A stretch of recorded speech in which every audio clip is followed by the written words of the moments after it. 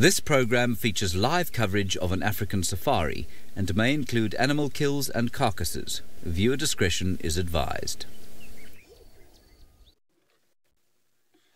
Good morning, everybody. Welcome to Djuma in South Africa. My name is Steve, and I'm joined on camera again this morning by BK. Welcome, everybody. I hope you're having a wonderful evening, morning, afternoon, wherever it is that you might be. Please feel free to send your questions, comments through to #SafariLive or throw them in on the YouTube chat stream. We'd love to hear from you. It is a wonderful 21 degrees Celsius, 70 degrees Fahrenheit, and who knows what we're going to find this morning. Please let me know what you'd like to talk about. We're just going to go bumbling in the west and see if the umkuhumas have maybe popped back in. But I just stopped here briefly because I just found a bolt for a wheel. A few of these fell off one of the cars the other day, and it's amazing how far you can drive without a bolt on your wheel. There we go. Maybe I put it there, BK. Very important to make sure you get all your nuts and bolts in order before going out. There we go. We'll just keep that for a little bit later. On we go. It is still dark, of course. We are getting up long before the sunrise, but what a beautiful morning. It is going to be. Paula, here we go indeed. Paula's sounding excited. Paula, what would you like us to find this morning? There are elephant tracks all over the place. I was on a training drive last night when we found the wild dogs, so we had their tracks now, but I think they've crossed out north. But we had some tracks of Tingana coming out on the northern side here around sort of Gallagher. So we're just going to sort of check the west. I've got a strong feeling he's headed towards sort of Buffelshoek Dam. Maybe he's gone to go and mess around with Tundi and whatever food her and Tlalamba might have left. So Lauren is going to be heading in that direction to see if she can follow up on those two beautiful cats. And well, who knows? We might be lucky in the west. I'm on a road called Aubrey's, which is one of our western roads, which we don't drive often enough. But there used to be a hyena den just off on the right here. I'm going to just poke my nose in there just to see if maybe the hyenas of the Djuma clan have moved back on board. But while we do that, let's go over to Lauren and see exactly what her plans are.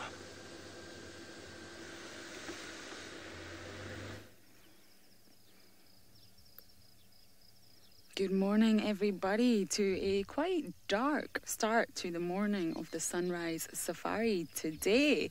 So my name is Lauren, and on camera I have the amazing Davido. So the plan for today, we are currently at Ruatela Dam, and we're having a look around this area because I believe there was a lot of activity happening on the dam cam last night. But it is pretty dark, so we are going to move forward and see what we can find. It's very, very dark indeed. Even the spotlight is not actually picking up very much. So there was a leopard herd sawing and some hyenas spotted. So that's originally why we came down here, to have a little look and see. Apparently there was even a genet. Can you imagine if we managed to find that? But it is a little bit too dark to sort of get an idea of what's going on just yet. So we're just going to drive very, very slowly. And our end plan is to look for Miss Tlalamba. Maverick is saying good morning, Lauren and David. Good morning to you too. This is actually my last drive here for a while. I will be going on leave, so it's going to be an excellent drive. I'm going to bring all the luck and all the sightings for this morning's drive. So we're going to have a little scratch around here. Hopefully the sun will come up and make it a little bit easier for us. And then we are going to head in the Buffelshoek Dam area and have a little bit of a look for Miss Tlalamba. That is who I want to see on my last drive here for a while. That is my plan, but do talk to us. Use that #SafariLive on Twitter or even on the YouTube chat stream, and you can actually tell us exactly what you want to see.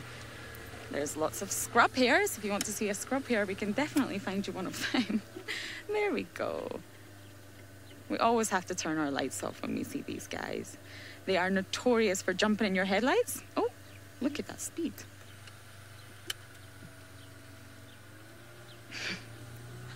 Rihanna would like to see an aardvark. Well, so would I. I think we all would. actually on this vehicle. That's up there on the priorities list with the whole team, actually. All these nocturnal animals that we really don't get the chance to see that often. So yes, I agree with you. I would also like to see an aardvark. You never know. I'm feeling good about today's drive, so let's see what happens.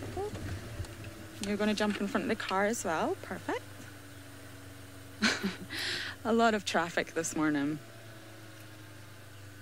Poor animals get startled when they see the headlights. We will be dimming them soon, though.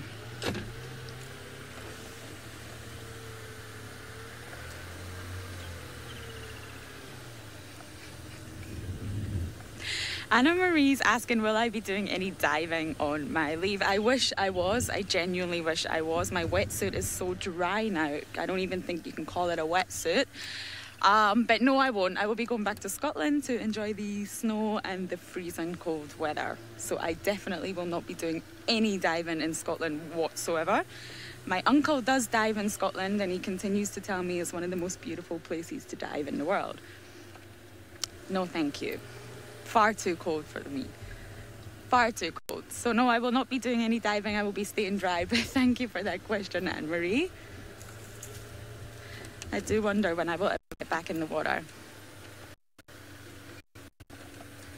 We're just taking a little detour here. Buffelshoek Dam is actually in the other direction, but I just want to check and see if we can see anything here, and then we will turn back again. There was lots happening yesterday.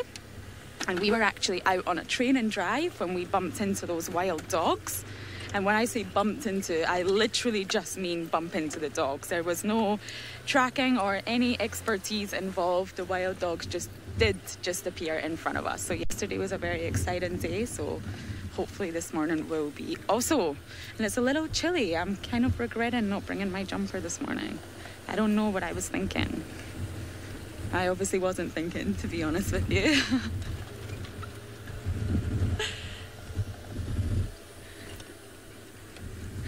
So while we continue on our mission for this morning, let's send you across to Steve, who I believe is doing some tracking.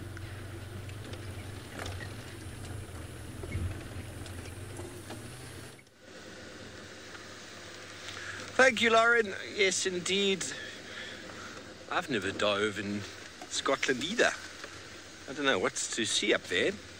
If Lauren hasn't dived, then I'm sure there's not much to see. She's got, sure, I think she said 900 dives. That's a lot of dives. That's about 900 more than me. I've got about 38, I think. But I haven't dived in years, since 2005, I think it was. I wonder if I even remember how to do it. You just hold your breath the whole time underwater. No, you don't. Anyway, we are out looking, as I said. See what we can find. It is still quite dark, so the bushwalk team with Jamie Patterson and Sebastian Rombi will be out in the next 20 minutes or so as the sun slowly makes its way to the horizon. I think it's going to be a beautiful, beautiful morning. We're not going to show you the sky there yet, but it is looking like there's some really nice little clouds there. It's going to be a beautiful orangeness to the sky. Beck, you want to know about the Unkuhumas and why don't they stay on Djuma? That's a very hard question to answer. I don't know. I wish they would. Ooh, I'm pulling a Trishal and I'm getting stuck here. Okay. Well, you know, last night the Unkuhumas, yesterday afternoon, they popped onto Djuma for a moment and then they popped off again. There is water just to the west in Arathusa. There's I think it's Red Dam, if I'm not mistaken. Lions like to hang around water. There's no real permanent water on the far western side of Djuma. We've got Gallagher Pan, which is obviously closer to our lodge itself. And then there's Twin Dams and obviously Vuitela, which are pretty much all on the other side. So the Unkuhumas will pop in, have a little look, and then move either to a water or to where the animals are. And obviously, lions are looking for large prey, and they're generally moving for buffalo. Haven't seen any buffalo on the property in some time now, a couple of weeks. Although I was on leave, so I'm not sure when last they were here. And there were some tracks a couple days ago, but I noticed it was before the rain, and that was just when I got back. So it's hard to say when exactly, but we know that they do like to follow the buffalo around, Beck. So if we get more buffalo on Djuma, which is looking very promising. Can you see all this grass here on the right-hand side? All of this grass here. This is all beautiful, beautiful buffalo grass, or what we call Panicum maximum. Lots and lots of it around. I've just been driving along Aubrey's and commenting on how much of that grass is available. And last season, this grass was only really available in the drainages along the river, along the Umawati, and in the depth of the dry season, the buffalo moved back in and were feeding on this. But there's lots of it now. The bush is looking in very, very good condition. So maybe the buffalo will be through, maybe move between Red Dam and Tamboti Dam, which is just north of our boundary there, and that might bring the lions in. But what's interesting as well is, as we had, we were in quarantine last night, and we heard a male lion calling north of the boundary, close to where Tristan was with the wild dogs. And as soon as they called, because Ali and I had a chat, as soon as they called, about 10 to 15 minutes before the end of the show, the Umhuma stood up and walked the other direction. So it's really interesting. I've seen that many times in the past, where male lions will call, and pride of lions with cubs or youngsters or sub-adults will stand up and move away. And that might be in response to the young, obviously the young Nkuhuma male, who is not quite ready to tackle or get too involved with the big, strong Avoca males. But anyway, it seems in the early dawn, Lauren has found a nocturnal critter.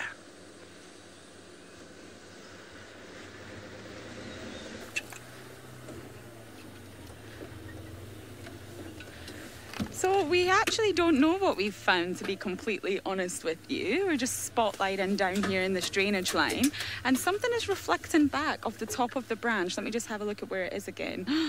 Oh no. Now I can't see it. Can you see it, Davy? Ah, now we've lost it.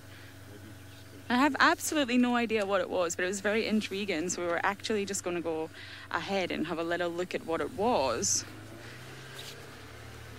But now we don't know where it is and we don't know what it was. Okay, let's see if we can have a little scan. It was sitting on the top of the branch, reflecting bright red eyes. Is that it there? Oh, yeah. Yeah, okay. We're just going to try and investigate. It's still quite dark, actually. Normally the sun has definitely came up by this time. I'm just very intrigued. It's a bit of a mystery for the morning. What could possibly be reflecting those red eyes on top of this branch?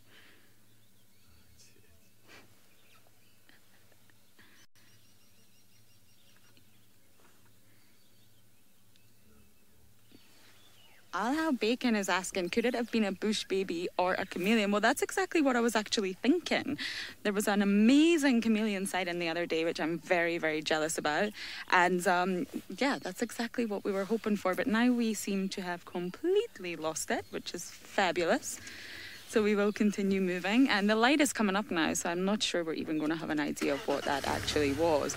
But that's what I was hoping for, actually, a bush baby. But it doesn't appear to be so. We're just going to turn around now and get out of here and continue on our original mission before we got distracted by the red glowing eyes. It's still surprising how difficult it is to actually find things in the dark. You just see the reflection of the eyes, but it's not easy to track them down.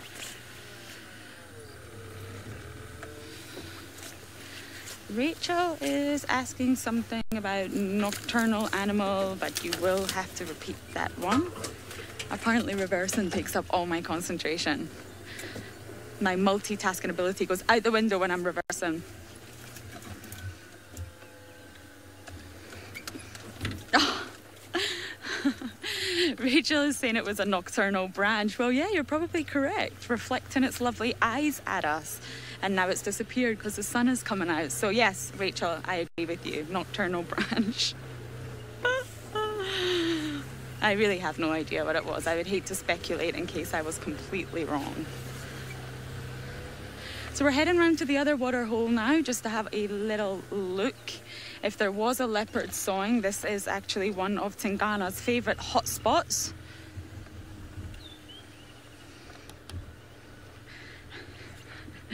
Amber's asking, oh, welcome aboard, Amber. We're really glad to have you with us. First things first.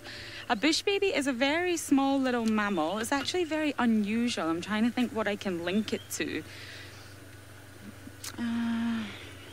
Don't actually know what it's similar to, but it's a nocturnal animal and it basically lives in the trees. It's got huge, massive eyes, and this is because it is nocturnal, so those eyes help them see at night time. And obviously they would reflect quite a bit if it really was a bush baby. And it's very, very small, maybe about this size, and it just clings onto the trees. And it maybe looks like a cross between a monkey and a koala bear, possibly. Maybe that's a really bad example, but this is where we found the wild dogs yesterday, and it was actually a wonderful sighting. We were just here doing some trainings, and we're always busy, even when you don't see us. And this is Galagopan. It's a very small water hole. It's very close to our camp, actually. And we just waited here, and the whole pack of dogs just came and took a drink at the water hole. It was a fantastic, fantastic sighting. I've never seen wild dogs drink like that before. And once the dogs ran off, then a hyena appeared. So it was all very exciting here yesterday, which is why I wanted to check it out. But for now, let's send you across to Steve and see what he's up to.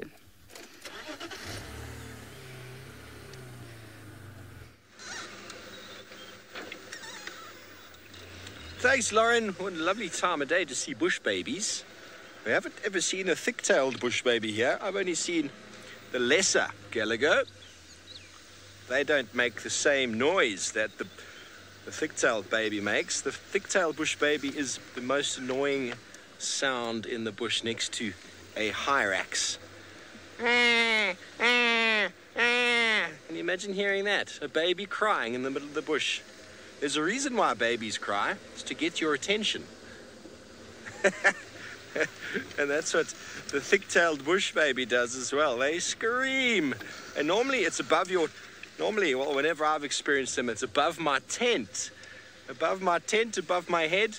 Normally at about that sort of 2 o'clock time in the night when you just know once you've woken up, there's no getting back to sleep.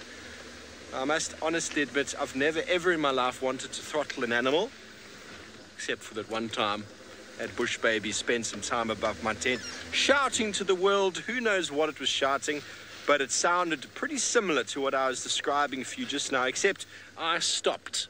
It didn't stop for about an hour and a half. It was very, very hard to deal with. Hello, Niconico. You want to know why it's so dark here? It's because the sun has not yet risen. That is why. The sun should be rising. What's the time now? The sun will be rising at about 5:30, and it's almost just after 5:15. So being in the southern hemisphere, in South Africa, we don't have daylight savings. So as our longest day was the 21st of January, that has obviously passed some time ago. So every day away from January, the days get shorter, which means that the sun comes up later and it sets earlier. So that is why. A few weeks ago, you probably would have noticed it was probably quite light already by now. But we are lower down from the equator. The Masai Mara is on the equator, so their times and their light is pretty standard, really, because of the movements of the sun over the equator is pretty limited, doesn't change too much in its time. Whereas here, you'll notice if you, I know Niconico, a lot of you are quite new to SafariLive. When you come to our winter months, we're only going to be going out at 6:37 in the morning, so it's a good hour later than we are now. And it's dark beforehand, very, very dark. It's just the reason why summer and winter are summer and winter, because of the angle of the sun. If the angle of the sun didn't change, we wouldn't get the same sort of story as we do. The northern hemisphere obviously goes through a similar process. We are in the reverse of them now. They're getting longer days and we are getting shorter days.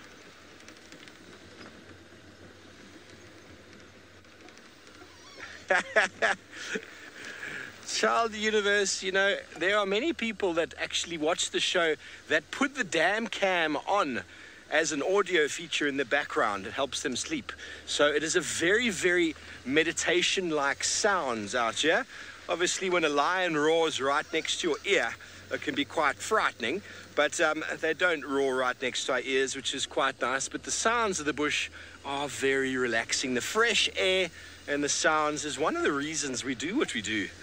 A lot of you live in cities and you just hear the rush and bustle of cars and horns and all that sort of thing.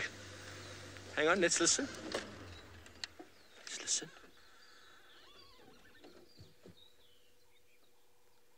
Birds waking up in the morning. No traffic. No mechanical sounds. Beautiful. Child universe, this is what we do it for. You can hear the long-billed crombeck. He's actually going, where's my tail? Where's my tail? And I'll show you why he's doing that. If you've never seen the long-billed crombeck, folks, let me show him for you. There we go. He is a very pretty bird. A very pretty bird with no tail. There we go.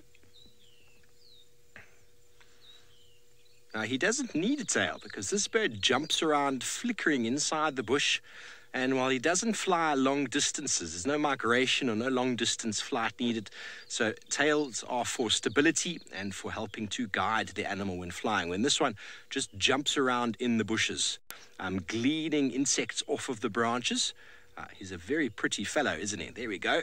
Look at that. And now I'll play the call for you. One of the calls. Get the second one. It's coming. Lots of warbles there. I've never heard them make that warbling sound, but very easy to remember. They're like almost like a C. Remember those old telephones? You used to pull back the number 9. Goes all the way back again. That's how I like to remember, because it's in that C shape. Where is my tail, he is saying. An insect eater, jumping around, gleaning insects and caterpillars off the branches. And all these birds are calling in the morning to demarcate their territory. They don't do it through scent or smell, or obviously scent and smell is the same thing. They do it through audio. Okay, well, we're going to continue on. We're coming down to our sort of southwestern area. Let's see what we can find. Let's go over to Lauren, who seems to have found an antelope. So we did encounter another roadblock in the form of a beautiful mixed herd of impala here. Now, to me, they look a little bit nervous. They don't look too comfortable. We saw them all huddled together, and it's mixed group. I can see some males, females, and a lot of very, very young impala here. Now, normally we find impalas all huddled together on quarantine, and both David and I were just saying quarantine was extremely quiet this morning, as in we did not see anything, and that is usually the sign that a predator is around. So now that the light is up, we're going to continue searching the area a little bit better, but this little herd of impala don't look too comfortable to me. They've kind of been hiding in the sort of bush thicket here. So there is a very, very high chance there could have been a predator around, especially if sawing was heard last night. So now that it's light and I can actually see what I'm doing and actually think straight, I'm going to show you the bush baby. Now, I think that it was Amber who was asking what a bush baby is. So there's actually two different types. You have the lesser and the greater, which you can probably guess differentiate in size. So maybe, I think my monkey koala thing was quite accurate. I can see a bit of koala bear there, and I can see a bit of monkey there. So this is actually the bigger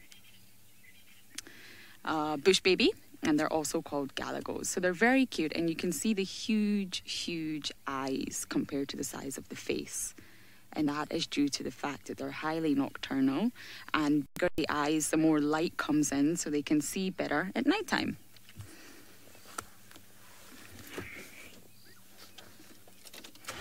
Oh, I think I just gave the impalas a little bit of a scare. So we are going to continue on. I can turn my lights off now, I think. The lights are fully up here. There we go, that's much better. I'm going to go back over the dam where we went earlier just so in case we've missed anything in the dark. It's very, very, very difficult to look for tracks and things like that when it's actually dark. There's definitely been something happening here last night. It's far too quiet compared to what it normally is. So let's see exactly what we can find. It would be lovely to see Mr. Chingana before I go. Or Hosanna. You never know. He might come back. We may be the one to find him.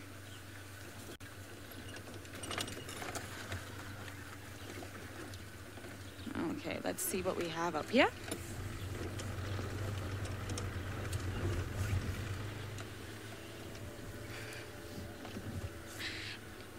Aiden, who is aged 7, is asking about tigers in Africa. Well, my grandmother thinks I actually am working with tigers in Africa right now, but we do not find them here in Africa. This is not their range. It's not where they live. You can find tigers in lots of different areas of the world, especially places like India. I used to live very, very closely to India. I regret not going on a little bit of a search for tigers, but Africa is not the place where you find tigers. They don't belong here. So animals have different areas of the world where they live and where they belong. And this is not the one for tigers. But sometimes my grandmother gets a little bit confused and thinks that I am working with tigers. So that is a very good question, Aidan, but I don't think we're going to find a tiger today. Now we have a bit of traffic up ahead. I'm just going to leave the dam, leave the geese to go about their morning as usual, just to get out of the way for the traffic ahead.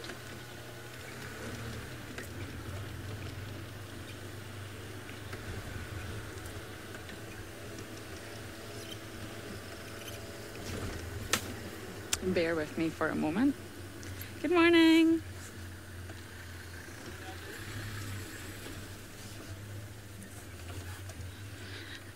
April's asking, will I be joining Hosanna on leave? Well, that is a possibility. He is one of the special, most handsome men in my life. So there's a possibility that I could go and join Hosanna for a little bit of leave together. We're going to go back up this way, I think. Last minute decision. Yes, wouldn't that be lovely? Joining Hosanna on vacation. Hopefully he will come back. Obviously, it is the hottest topic of debate right now for everyone, I think. Where is Hosanna and when is he coming back? But you never know. Let's stay positive and think that he might just come back here. He just went for a mini break. It was his birthday and he just wanted to get away from all the cringeworthy songs that were being sang to him and dances that were being given to him by people like myself. I would have actually avoided that as well. If it was my birthday, I probably would have left. So that's an entirely plausible explanation to what has happened to Hosanna. So we're going to still stay positive here for now and hope that he does come back. Well, we've done a complete loop this morning and to no avail this now. So while we continue looking and then finally get on our way for our original mission, let's go across and say good morning to the bushwalk.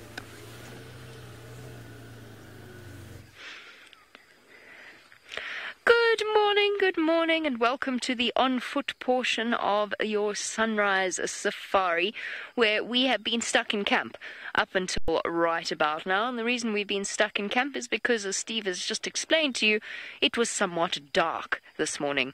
My name is Jamie, and this morning Sebastian is on camera with me once again, and we're heading out into the wilds of Djuma on foot to see what we can find. There's all sorts of exciting things to look for. It's summer. There's beetles and insects and termites and, you know, all those sorts of things that you actually drive past when you're in a vehicle because you don't even realize that they're there. Oh, it's a car. I thought I was hearing a leopard. So this morning we are going to go all the way to the western edge of Djuma because I think the other vehicles are elsewhere. So we're going to walk to the western edge of Djuma and we're going to knock about there and see what we can find. You'll notice I've moved my white armband down to my forearm because Steph decided that I was in fact a twig when he had them made, and described my arm as such, and as a result it cuts off my blood supply to my fingers. Ali has a very similar problem. It's highly unpleasant. Now, Nancy, when does winter officially start?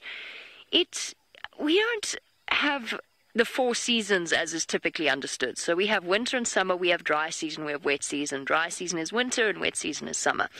And winter would sort of officially start, I don't know if there's actually an official start to it. I would say probably April-ish, maybe even May. It stays warm well into April, but the rain stops around about March, which is why I'm so worried that we haven't had enough rain. We're nearly there. We're nearly at the point where the rain is going to be gone completely for around about 5 months, and that concerns me greatly because I don't think we've had enough rain to actually sustain this place once we hit the dry season. And I think by October my prediction is going to be that the situation is going to be quite dire. Not to be negative or anything, but that I suspect is going to be the case. I suppose we can't sit outside camp all day, so we'll carry on as we talk about winter. And winter is coming. Winter is coming. Brace yourselves and all of that. I would say the coldest month is July. July is always highly unpleasant. There's usually about 2 days of cold, wet drizzle, and that's usually around last year, certainly. It was when everybody was busy doing the drone tests around about then. So they know all about it. Someone who knows all about it is Steve. He's driving, presumably enjoying the balmy last few days of summer.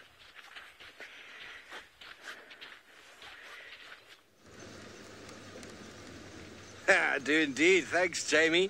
It's the change in the seasons that keeps us interested out here, I'm afraid. I think if it didn't change from a wet to dry, I think we might get a little bit overwhelmed by a certain season, but it's change at the times of the day, the heat, the color, the dryness, the dust, the light, everything changes in the seasons.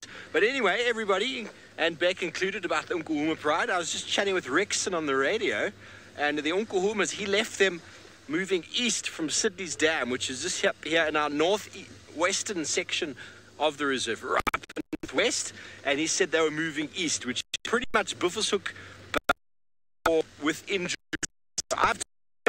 I've come back to that area to see if maybe we can find some tracks.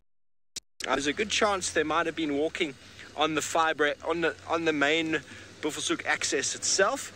We were just up over here earlier at Aubrey's and Gallagher on the fire break, but we didn't check Buffelshoek cut line itself. So we're going to quickly go there, see if there's any tracks moving east along there, and there's a good chance they might be moving towards the Buffelshoek Dam. So I might be bumping into Lauren at some stage, and I'm losing signal. So before I lose all of it, let's go back over to Lauren. So we're back on track with our mission, and we ourselves are actually about to go through a little dip. So the signal might get shaky for a few seconds, but it will pop back up again as we are traveling along Central, and we're making our way to where Tandy and Tlalamba were yesterday. Now apparently they finished their food, they finished their kill, so it's not 100% guaranteed that they will be in the same area, but it's definitely worth checking out and trying to see if we can at least find where they went. So that is where we are headed now. We couldn't spot anything else when we did that big loop, so we're going to try and look for Miss Tandy and Tlalamba. We're out of that dip now, so hopefully the signal will be okay and we're back on track. It seems to be a very quiet morning. I feel like there's been a party or an event that I have not been invited to. I can't even see any birds. Eerily quiet. But never mind, still going to be an awesome drive. So Steve is obviously heading in the Buffelshoek area. We are heading in a very similar direction, but coming to the area from the opposite side.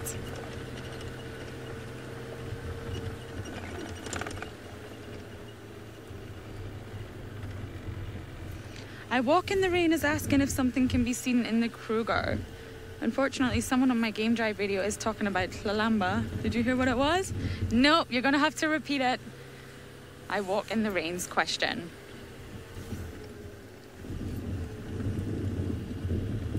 Aardwolf. Ah, gotcha. Okay. That took a while, but I got there. Aardwolves, I would absolutely love to see one of them, another one on my list. But unfortunately, they're not seen in this area, but I do believe you can find them in the Kruger. I would absolutely adore to see one of them. But I don't believe we have ever sighted one on Juma. Okay, I'm going to go up this road.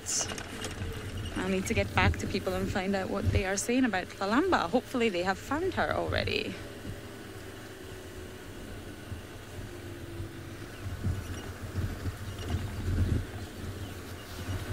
Oh, I thought I saw something. Obviously not.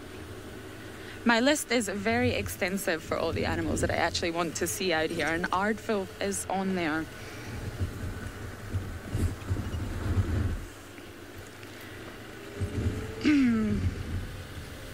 Okay, let's try and pick up some speed, and if we can get there a little bit quicker. I'm driving very, very slowly. Not had enough coffee this morning for sure. There's a little... something has been wallowing in this lovely little mud hole here. I wonder exactly what that would be. Look at that. A delightful mud bath.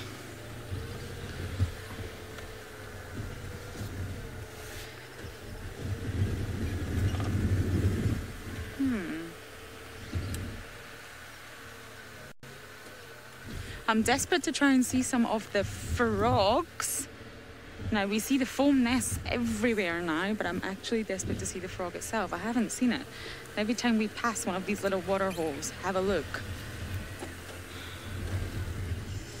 Oh, it's still rather chilly. I'm hoping the sun can come up very soon. And it can be warm like yesterday. Otherwise, it's going to be a cold drive.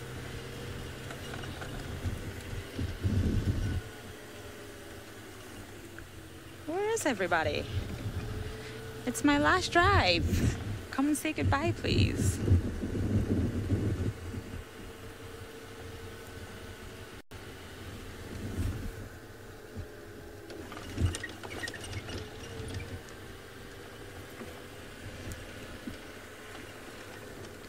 So don't forget to keep talking to us, keep asking your questions. We obviously will answer them as best as we can.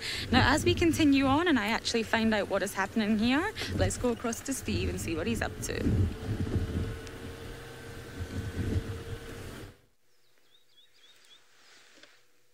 Thanks, Lauren. Yes, indeed, we have got a feathered friend. And I wonder if any of you out there know what feathered friend this might be. Hashtag SafariLive if you know the answer. Let's see how many of you know your small raptors. It's a very pretty one. Orange legs, orange beak, and a medium size. You can see that there's no feathers all the way to the feet, so it's definitely not an eagle.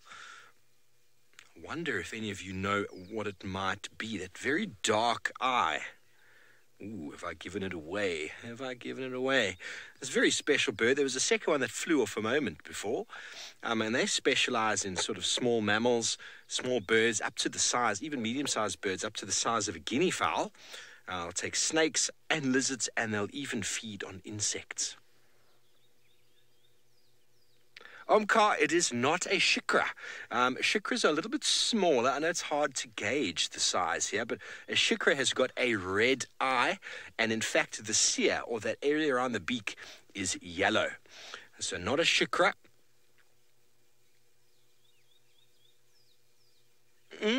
Jason, it is not a falcon.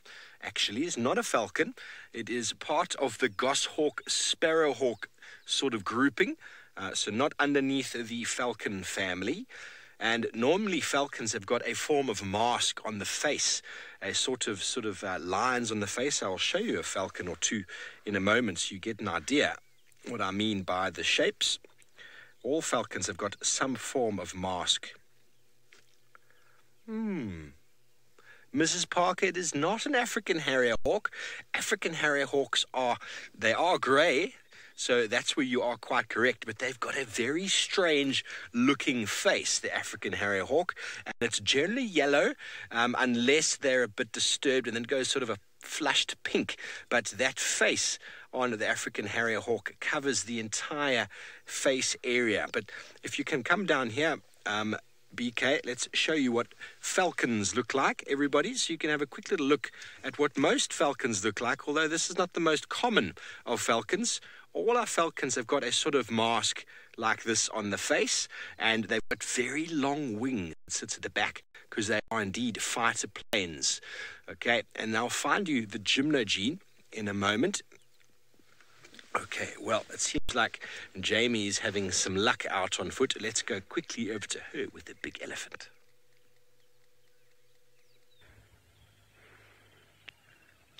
We do have some luck on foot. It was almost immediate as we were walking towards Zoe's Road that we bumped into a herd of elephants, and I can only see one at the moment, but I know that there are more around. But unfortunately, that is sort of where our luck stopped, because at the moment, bizarrely actually, the wind is blowing from the north, which is quite unusual out here. It usually blows up from the southeast, but now the wind is blowing our scent straight towards the elephant, as well as the sound of my voice. Now, typically, if we were able to control every situation out here, what we would do is we would only find animals. Sorry, which way is she going? This way. We would only find animals when they're in a good position. But sometimes when you're walking, you know, you can't predict exactly where they're going to be. And she's aware of us, or she's aware of something. She hasn't seen us exactly.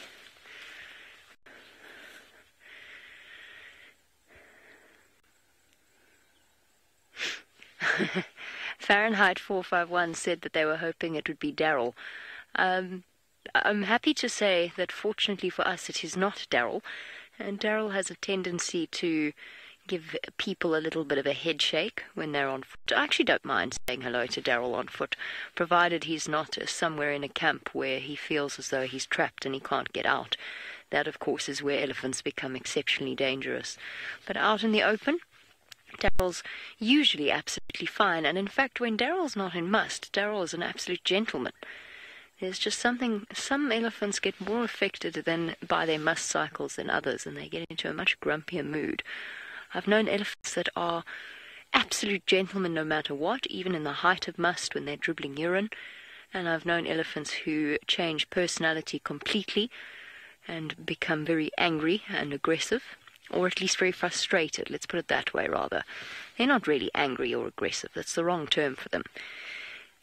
And then I've known elephants that are just thoroughly naughty all year round, no matter what. So it really depends upon the elephant. The little baby's seen us. There's one, Seb, if you come a little bit this way, there's a baby that you'll be able to see out in the open. Not seen us, heard us. So they are aware of our presence, but for now they're relaxed. They haven't fully picked up on where we are. And hello, and welcome to Olivia, who wants to know if this is filmed live. Yes, Olivia, it absolutely is. And which reminds me, I actually owe an apology to poor Nikki and her cousin Robin for my answer to that question yesterday. I went slightly overboard, and I fear that Robin will never watch it ever again. And apparently Nikki knows that it's live, and she just wanted a question that would definitely get asked and sent through. So Nikki, or if anyone knows Nikki, I'm sorry. I took something and ran with it in desperation. I hope I haven't chased you away forever.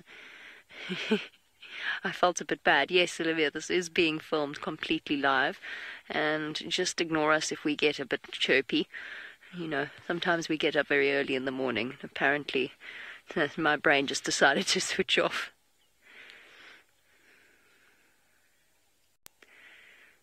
All right. We're going to, I think, move around these elephants and see which way the wind takes us, quite literally, while we do. Hopefully the wind doesn't blow Steve's bird away.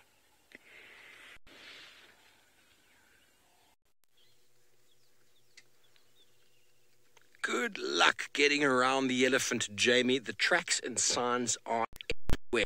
Okay, so back to our bird. It's in the tree, but we were talking about why it is not an African harrier hawk. This is the harrier hawk. See, it is grey, but look at the face, as I was explaining now. It is completely covered with that bare skin all the way around the eye, but also the long legs, which could make you possibly think and get confused. But the African harrier hawk has got a very long back, and they don't sit up very straight, whereas the bird we have in the tree up there is sitting very, very straight indeed. And so it seems like I might have been stumping everybody this morning. So shall we have the big reveal of what bird it is in? Okay, here it is on the right-hand side. Can you see? I'm just going to cover the name for a moment, just so that we have another moment to think about it. You see how dark the eye is, and the beak is orange, and the legs are the same color. Can you see that? It's got a little bit of streakiness on the chest, not that you can see it from the shot, but Jim, 100% correct. It is indeed a dark chanting goshawk. And it is one of the more common of the large, or sort of, should I say, the medium-sized sort of raptors. And they hunt from perch, as this one's doing, and they generally sit there for a very, very long time, and then they just go and flop down on whatever prey item it might be. I like to remember the dark chanting goshawk by the very dark eye, matched with the orange cere and the orange legs. Dash, they actually do look quite similar, and in fact, on this app, you have the ability to put in similar birds. What bird looks similar? And obviously, as a few of you have gotten it wrong, there are slight differences between a few of them. But if we looked at the shikra has got a red eye, and then the beak and the legs are, in fact, a little bit yellow in color. Difficult to see by the size, but the shikra is much smaller. But anyway, we are still up on the northern boundary. Let's have one more look at the bird in the tree there, shall we, BK?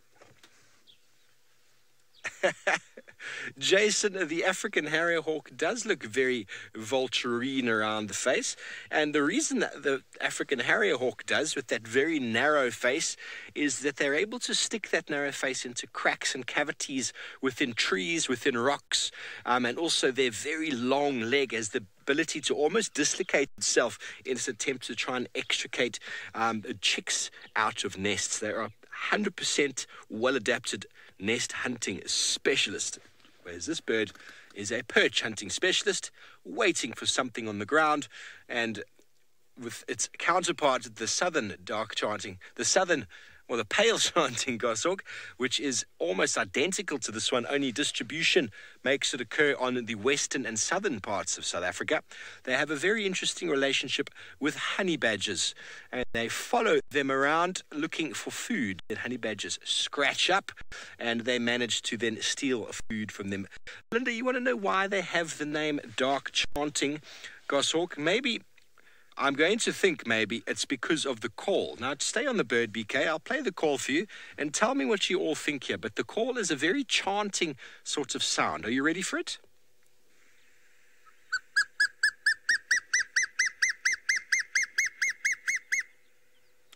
Here we go. It's chanting. So that is the reason why. Well, I think that's why it's called a dark chanting. But I'll show you the pale chanting so that we get an idea of the difference between the two, because they don't occur in the same area, but it's very, very easy to confuse the two together. Very, very easy. But if you know where you are in the country, almost impossible. So here we have the two in the picture. There we go. Look at the difference between them. Sorry, BK. There we go. Typical upright posture is typical of the one on the right, and the pale chanting has got a slightly paler plumage, but this is really the difference in them, folks. Let me show you distribution. Let's have a look at the map here. Look at the map. Can you see how they completely don't overlap within South Africa? And that is probably why they are different species, because of the way they have evolved in different environments. Much more arid on this side of the country, much less arid on this side. And there we go, the two different.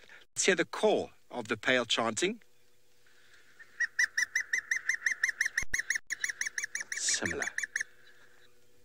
Similar sort of call. Okay, well, we're going to move on and see what we can find. We've got some tracks here. I didn't hear what Ryan said there, Faith. I'm terribly sorry. We haven't found any tracks of the Nkuhumas. We're almost here at Sydney's Dam. No tracks coming east as of yet.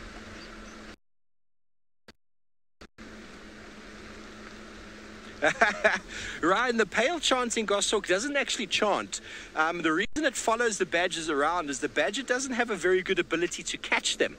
If it tried to follow jackal, the jackal would probably catch them and eat them. But the badgers are relatively slow. They follow the badgers around and just they steal whatever the badger, because often the badger will dig up a mouse or something out of the ground, and then they'll just opportunistically steal from them. I don't think the badger benefits in any way. But funny to see. I've never seen the interaction myself live, but I've seen many documentaries on it, and it's very, very well documented. The pale chanting goshawk following around the very, very funny and elusive honey badger. Anyway, there's no tracks over here. It's very likely, and they haven't gone south, it's very likely that shortly after Rexton left them, they crossed north into Buffelshoek. So I will go back a little bit along the boundary here, see if maybe, let's just have a look at Sydney's Dam, shall we? Let's go see if maybe they're lying up. I must say, though, it is a bit of a tricky area with signal, so you might lose us in a moment. Okay, but while we have a little look-see around here, let's go and see if Lauren, on her last drive, has had any luck finding any tracks of the Princess Tlalamba.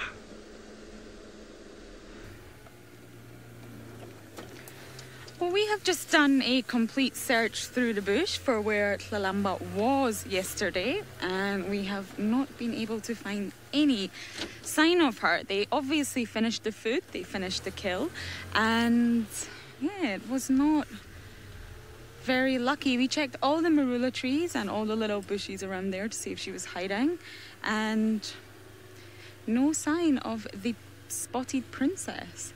But in all good news, to be fair, she has been hanging around the same areas for quite some time now. I think we've been sighting her almost every day for possibly 5 to 6 days. So we are going to check the other areas that she has been sighted in. We are not going to give up, but it looks like they did finish the kill, or of course the hyenas came in and stole it, which is a far more likely explanation.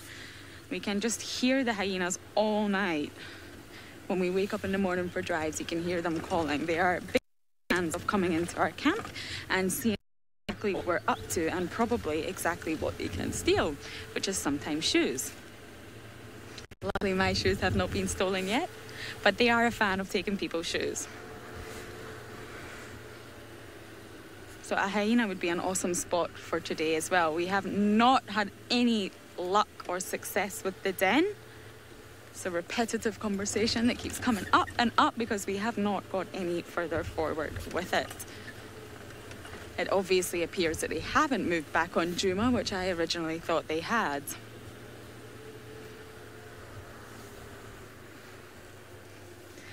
Dan is asking, do I have any exciting plans for my leave? Well, my brother had twins just before Christmas, and I have been home to see them already, a little boy and a little girl called Robbie and Lucy.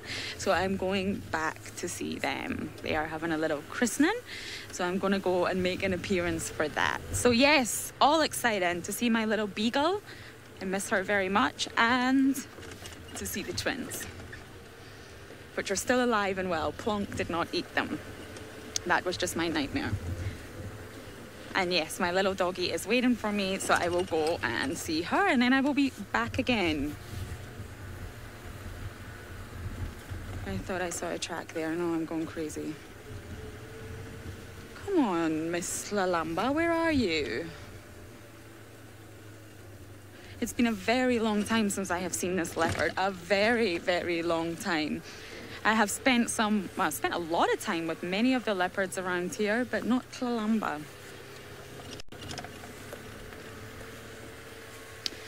So we're going to keep looking, send good vibes our way, and hopefully we'll have more of an update the next time we see you. But for now, let's go across to Jamie.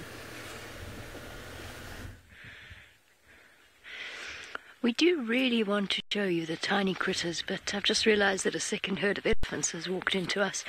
But I think we're okay for now to look at the tiny critters, and I'll keep an eye on the elephants. The unfortunate matter was that the wind was against us, and the elephants decided to walk straight towards us, so we had to do a bit of a tactical retreat to a termite mound while we waited for them to go past, because they were a little bit unsettled. But while we've been waiting for them to move off, we've spotted what looks like an ant highway. It is absolutely extraordinary the way that these animals work, particularly after I stepped right in the middle of them. I do feel quite bad about that. I really didn't see them, so I stepped right in the middle of their path. But what's extraordinary about this is, first of all, the coordination and the fact that just a couple of ants will have laid out this pheromone trail, and that's how the ants know exactly which path to follow. But if these ants were to disappear, which they will do, but probably as the sun comes out and it gets hot, you will actually be able to see the path that they've taken along this route. So even though each and every single one of these ants is exceptionally tiny, I mean, this is a really tiny ant species. If I put my thumb there, they are minute. They actually wear down a path. Ravinda says that it must be an ant migration. I've been trying to figure out what they're actually up to, and I haven't managed, to be honest. I've been checking underneath this clump of bushes where most of them seem to be going. It's obviously a two-directional stream, so most of them seem to be running towards the thicket. The rest, some of them are going back against the tide. Dash says that the ants here seem to go faster. I don't know where you're from, Dash, and I'm not 100% sure about what exactly your ant speed is, but they do go very, very fast. Might actually be quite fun to figure out how we could measure the speed that they're moving at. I mean, that's interesting. There's a fly that's hunting them, I think. Sorry, Seba. I do want to work out their speed, but there's a fly that's... I don't know if you can see it, and if I move my hand... Let me try the blade of grass. You can see it. I don't know if it's actually hunting them or if it's looking to rob them. If it's looking to see what they've got and trying to steal from them. But it's definitely approached them in a way that is thoroughly determined. And I've seen flies do this before. I've seen them swoop in and actually... Faith says it's a highway robber. That's exactly what it is. Beware the bandits at the corner. They come galloping out of nowhere, or in this case flying out of nowhere, swoop in and kidnap you. I think there's a good chance that that could happen.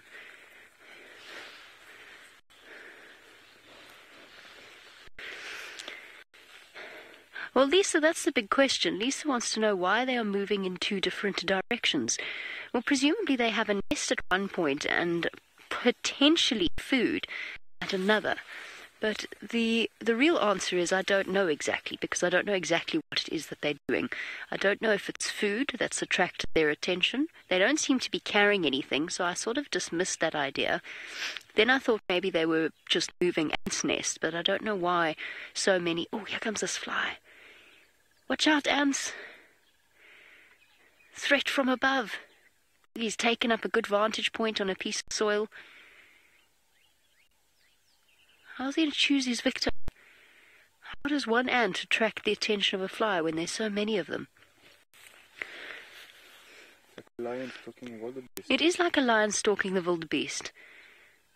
Except it's a really big lion compared to the size of the wildebeest. But that's exactly what it's like. I mean, he is stalking them, and they're so tiny, they've got absolutely no idea, I don't think, that he's there. Or she. Probably a she, actually. I think there's a good chance that it's a she, just because of the predatory nature, and female insects need to produce... they need to produce eggs and young, so they often need extra nutrients. Zephyr says that that is a toll-collecting fly. I absolutely agree. We all know that they bleed you dry, particularly in South Africa. Not that I will ever complain again, having driven in other places. You know, at least in South Africa, you can get from point A to point B pretty much anywhere across the country, and actually manage to do so. Oh! Did that ant go for him? Yeah, I think that ant fought back. This is ridiculous. I wonder. I've seen this before, but it's been so. Oh, it's gone. Yeah, I think so, yeah. Guys, I think I scared away the highway robber. I am like the sheriff of this ant colony. I moved to take a close look, and well, I saved some ants. I ruined a fly's meal, but I saved some ants.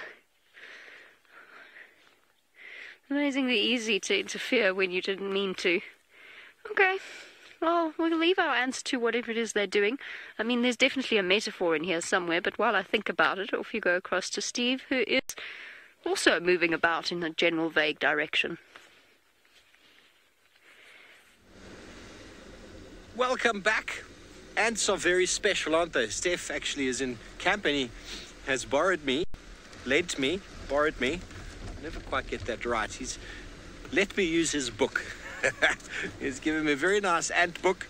So I'm really going to try to put some effort into ants over the next little while because, well, they've been out in force for some time. And they are very, very interesting organisms. I wonder, all of you out there, hashtag SafariLive, what is the closest relative to an ant? Let's see who's awake this morning, or who knows their ants. It's not as difficult as you might think. Not as difficult as when I asked who's the most closely related relative to the termite. And everybody got very confused. It is, in fact, the cockroach to the termite, which is probably the easier, well, one of the trickiest things to try and understand. And we've got a squirrel just here, BK, on this dead tree. He's busy shouting. What are you shouting at, boy? Oh, he's gone.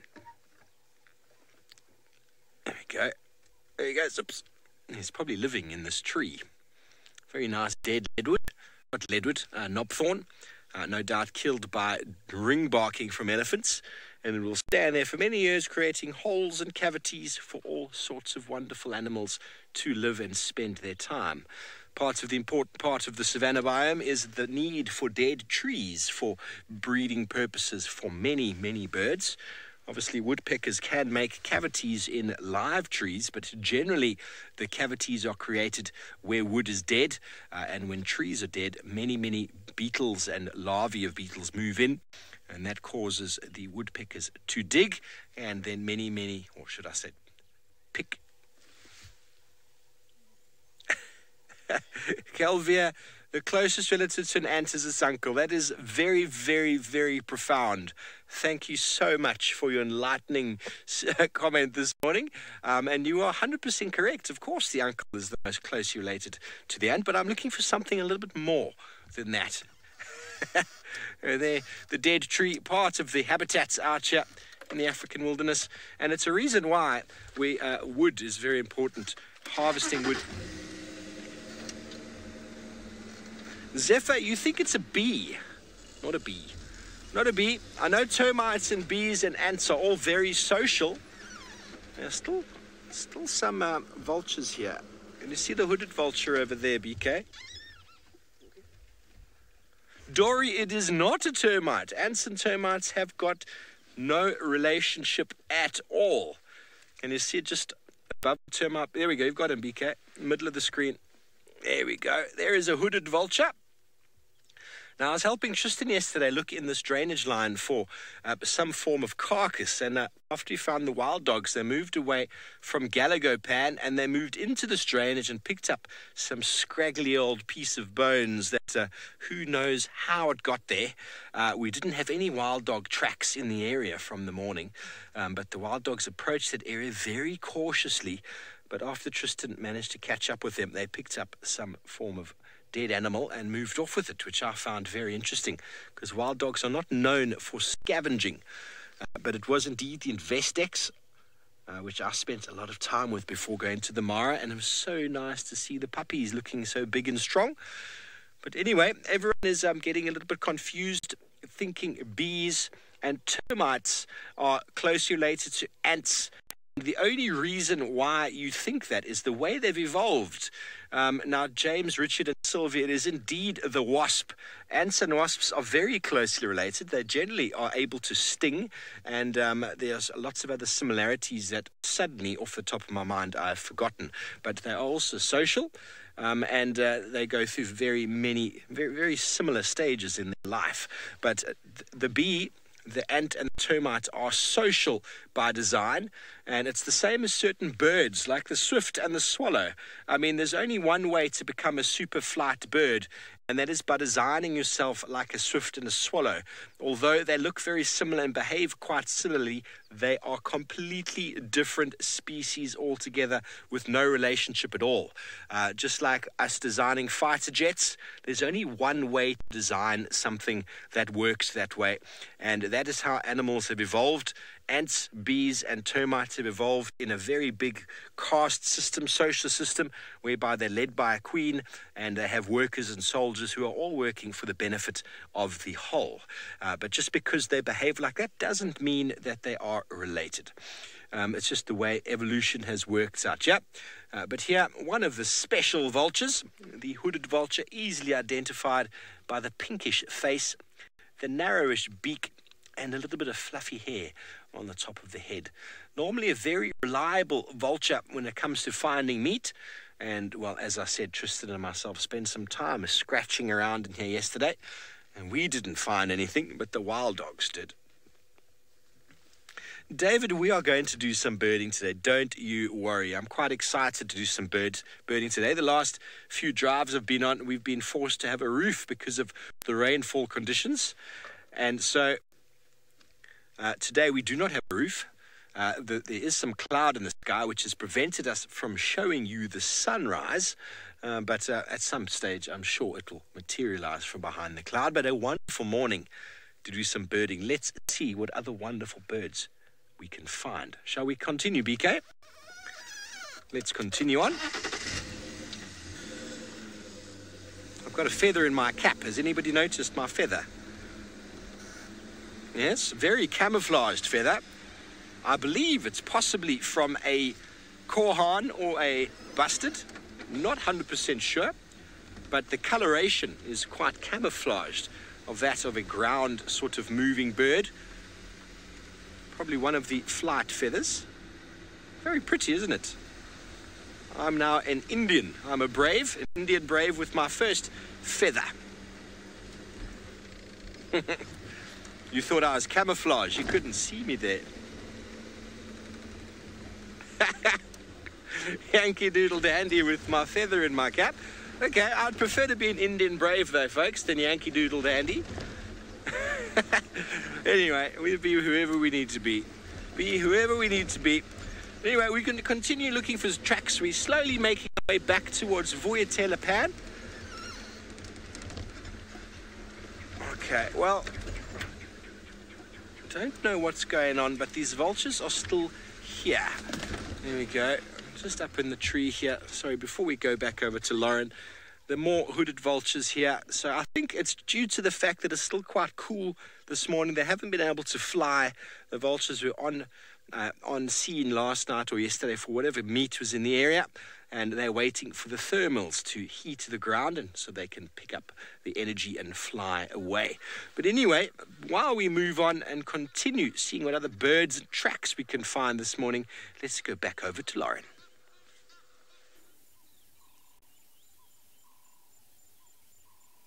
So, I finally faced my fears for you all. We were about to off-road to continue our leopard search, and we came across this, shall I say beautiful? Well, I guess it is kind of beautiful. Huge nest of the community nest spiders. Huge web. You can see we have one spider here and so many other spiders around. Now, many of you know that I am a genuine arachnophobe and I am terrified of spiders. So I decided to face my fears because the size of these spiders is actually, I can handle it. David, are you able to have a look at this one here? This one's much bigger. Is it possible? That is a pretty big spider for me. So, oh, no, it was many spiders together. Did you see that? They all just separated. They were feeding. They were feeding together on another insect here, and I obviously interrupted them. So this is a huge organization of so many spiders together. The nest is actually down here, the main sort of body of the nest, and the web expands out from here. And it is just crawling with so many spiders. Now, although I'm terrified of them, and there was one in my room the other night, which was not pleasant, they are actually pretty awesome. And community nest spiders do work together in order to create this huge nest. I'm not even sure if you can see how far it expands, but it's definitely bigger than my arms. It is absolutely massive, and it will be a large community of males and females all working together in the nest. I'm going to come back to the car so that I can at least connect back to the world of spider webs and find out what is going on. So I'm sure you're all very proud of me for facing my fears. I did say I would do it one day. I'm not saying I would have done it if it was a much bigger spider, but these ones are definitely manageable. There, I did it. It wasn't too terrifying. Now, we do have a tree up ahead, which was full of vultures. I think Steve was also showing you some vultures.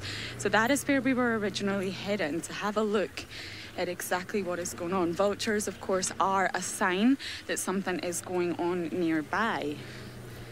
And now I can't see the vultures. So everyone's saying well done for facing my phobia. Thank you. I have no idea why or how I have this phobia. It doesn't make any sense whatsoever. Yes, I see the vultures now, but I've had it since I was a little girl. I'm not scared of sharks. I've swam with some of the most terrifying sharks in the ocean. I've swam with crocodiles, but spiders... Jerry's asking what happens to the nest and the spiders if it gets really windy. Well, this nest actually... Oh, we're about to go over a log. It's actually an incredibly strong nest. The wind will not blow anything like that down at all. Just going to turn this game drive down. There we go.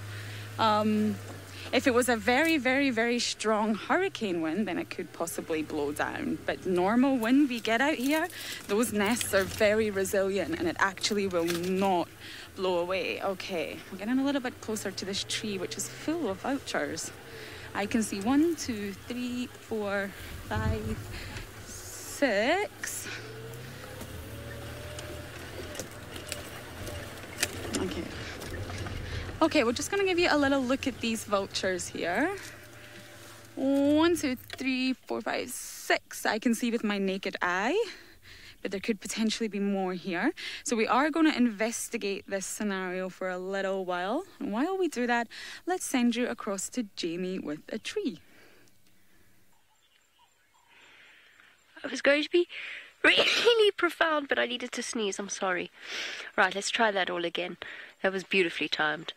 Now, age comes for all of us, and some later than others, but in this case it's caught up with this magnificent marula tree that I've known for a really, really long time, and that has a real sense of history about it. First of all, it's got a scar from once upon a time when it used to be used as a fence post.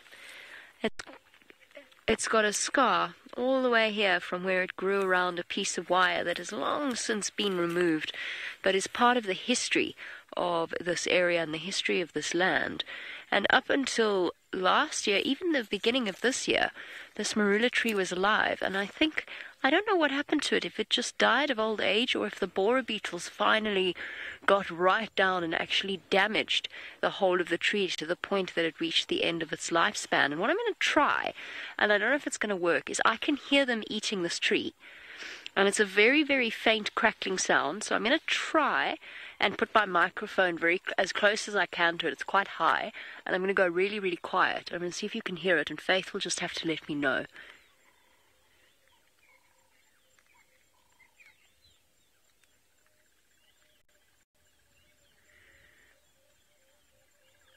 Actually, I have a better idea. This is going to sound horrible, though. It's going to sound horrible.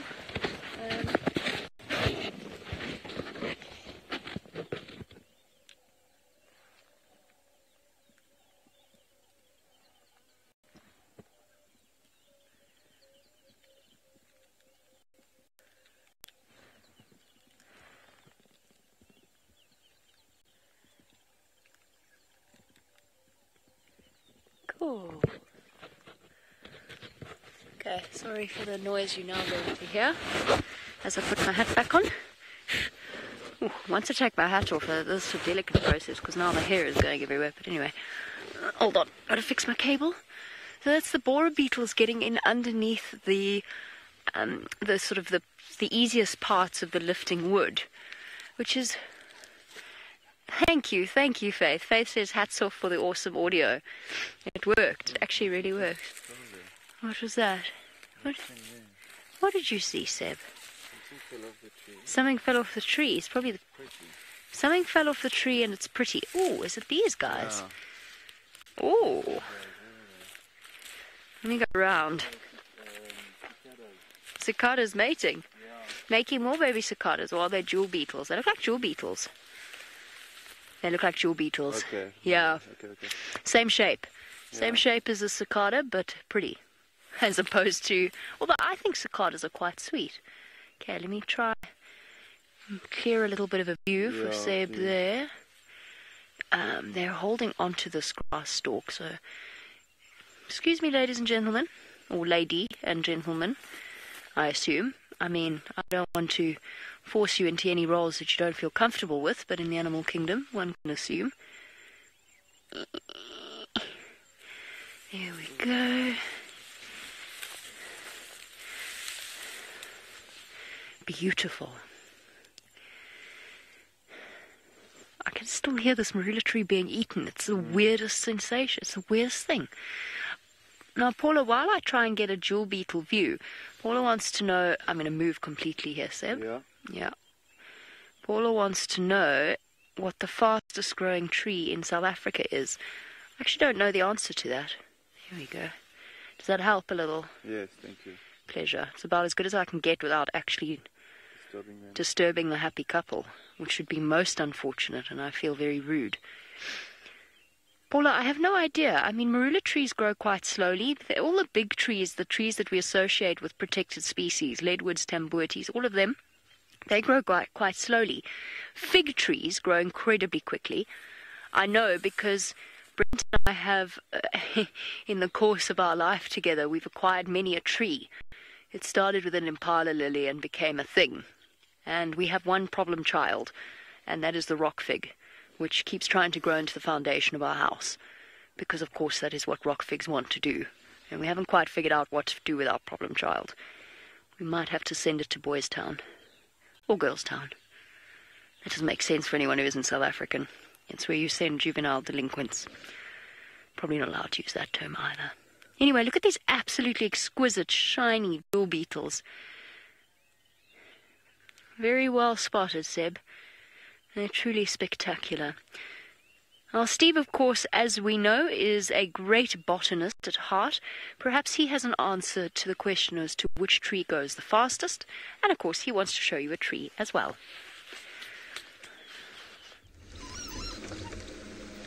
Well, thanks, Jamie. We tried to show you some birds. I'll get back to your question in a moment. Birds are really not playing game today. We had some starlings in the tree. The reason I wanted to talk about them was because they are a couple of the species that like to nest in cavities in trees. We saw that dead tree a little while ago. Knobthorns are generally quite a fast-growing tree. I mean, most of our acacia species are very, very fast. I mean, as far as I'm concerned, in the Lowveld, I would probably put it down to the fever tree being the fastest. Acacia xanthifloa being the fastest tree. That's generally because they grow very low down in the landscape in very water and generally inundated sort of areas. Ooh, there's a fresh big buffalo turd there. Excuse my language. Just checking these little watering holes. So I would assume any of the riverine trees that have got access to water will be the faster growing ones, and generally it's the acacias. And we notice that acacias are often very easily broken and snapped by elephants, and the fever tree being one exactly like that. They grow very quickly in 20 years. They can become a very large tree in 20 years, and that's because they've got basically a wet season all their life. They grow in very, very water-logged soils. They can grow in very, very under clay soils that are actually inundated with water. It's one of the things that a number of the acacia species are able to do, but the fever tree can grow in waterlogged, completely water-undraining soil, which I find quite incredible. And up in Makaleki in the northern Kruger, Pufuri, there's a 17-kilometer band of fever trees. And the elephants are smashing them, but then they are coming back again. Smashing, coming back. So they grow very fast. I would probably say the fever tree. And then after the fever tree, it'll be one of the other acacia species that grow in low-lying areas. Acacias have got access to water pretty much all the time, especially the ones that grow down at the bottom. Some acacias that do grow on the hill or up on the slopes that lose their leaves, well, they won't grow as fast. So generally having water... Oh, we've got a starling over here. Here we go. There's another one on the floor. Jerry, you say you haven't seen me hug a tree in some time. Oh, it's busy eating the whiteberry. Up, up, up, up, up. Up, up. Beaker, up. There we go, to the back. Up. There we go. There's the, I think it's a greater blue-eared starling. Yes, indeed.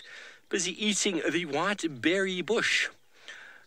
There we go. If you didn't know starlings were fruit eaters, now you know it firsthand. Starlings, most of the time we see eating insect, but obviously they will eat fruit when it is available. And a nice varied diet here in the summer months. And those fruits are very tasty, very edible. And there we have two of them on top of the tree now. Jerry, you didn't see me hug a tree the other day then, obviously. I will hug a tree just for you this morning. I think we should hug a tree every day of our lives. Oh, there they go. Off they go. The great blue-eared starling, and all of the starlings are cavity nesting species, so they live inside of holes within trees that are created by woodpeckers or barbets, led by the death of that tree, most likely by elephants. Nice how it all works. So the habitat trees, very, very important out here. You need to leave them standing.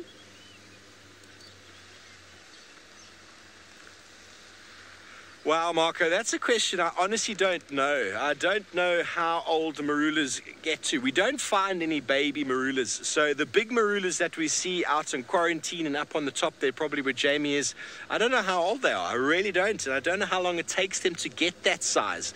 The thing is with marulas, they've got a very, very good root system. So they do grow pretty quickly, but elephants smash them because they're not the hardest of woods. So you don't find too many small ones. You only find really big ones, and then they are also disappearing because elephants like to break them down. And they are almost regarded as a succulent tree because of the amount of moisture they have in them. There was a cuckoo that just disappeared in here. Can we see him? No, the cuckoos are very difficult this time of year. The African cuckoo, trying to get him on camera. The red-chested cuckoo is almost impossible to get on camera. They are such shy and skulking, elusive little birds. Anyway, the marula trees are very special and nice to see, but I honestly don't know how old they get. I really don't know. I'm terribly sorry. I don't even know where to find out that information. Maybe Jamie knows how old marulas get. I mean, she was practically hugging one just now.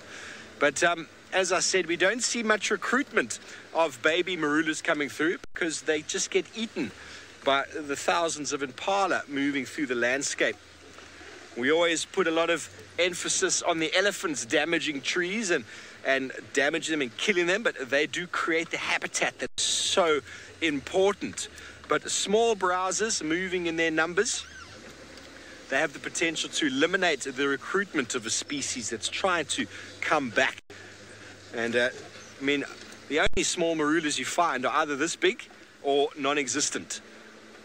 And if they get past that stage, well, that is a good feature. That is a well done on that marula's part. But they grow well within fenced areas where the animals are excluded. But I'll have to try and find out some more for you. Okay, well, the marulas are fruiting, and I am holding some in my car at the moment to ripen so I can make some marula beer. But let's go over to Jamie, who can continue the chats about her marula tree.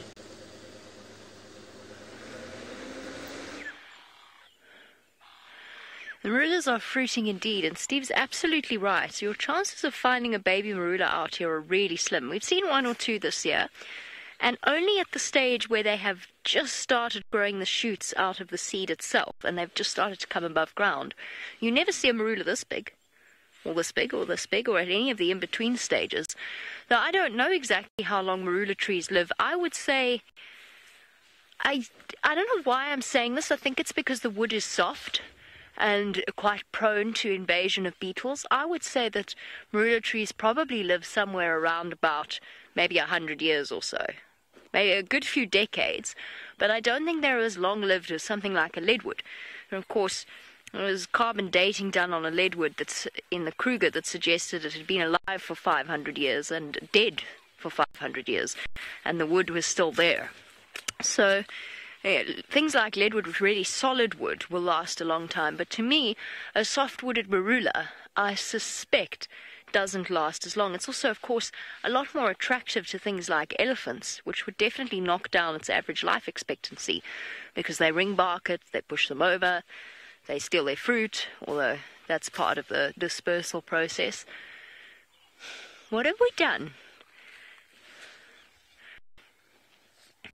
What have we done that there's no baby marulas? This one doesn't look healthy either. One side is fine, the other is not.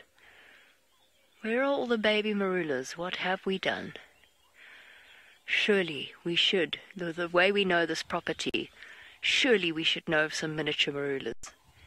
The size of little baby bush willows, for example. Fern wants to know if there's any parrots that nest in the holes in marulas. Yes, I'm sure that the brown-headed parrots do, although I think that they're more likely to try, I actually don't know where exactly they nest. I think they're more likely to take themselves into riverine areas, because there's, hello little oriole, chirping away above my head, because there's plenty of fruit around for when it comes time to nest. But yes, brown-headed parrots we do get here, so it's a possibility. Barbets, woodpeckers, what are those things called? The ones that go chuk chur, kingfishers. They'll nest in hollows. Rollers will nest in the hollows. Marula trees are a good nesting tree for birds because the wood is so soft. So woodpeckers and barbets actually excavate nice holes, and then throughout the years other birds take over them. So even I noticed a flycatcher, not a flycatcher, some black tit, looked as though it was nesting in one of the marula trees just down the road. I don't know. It's a really interesting one. What have we done, Steve? What have we done that we don't see any mid-sized marulas?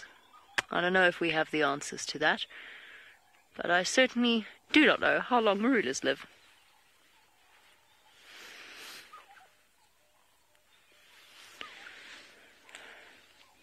The bush there.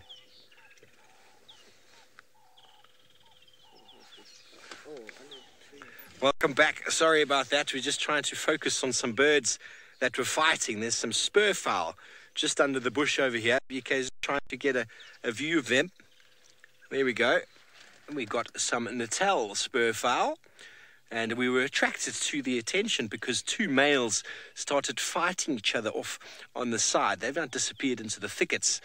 Now, the spurfowls, the males have got these very long barbs or spurs on the bottom of their feet, or should I say on their ankle area of the foot, which just like roosters, and they use for fighting.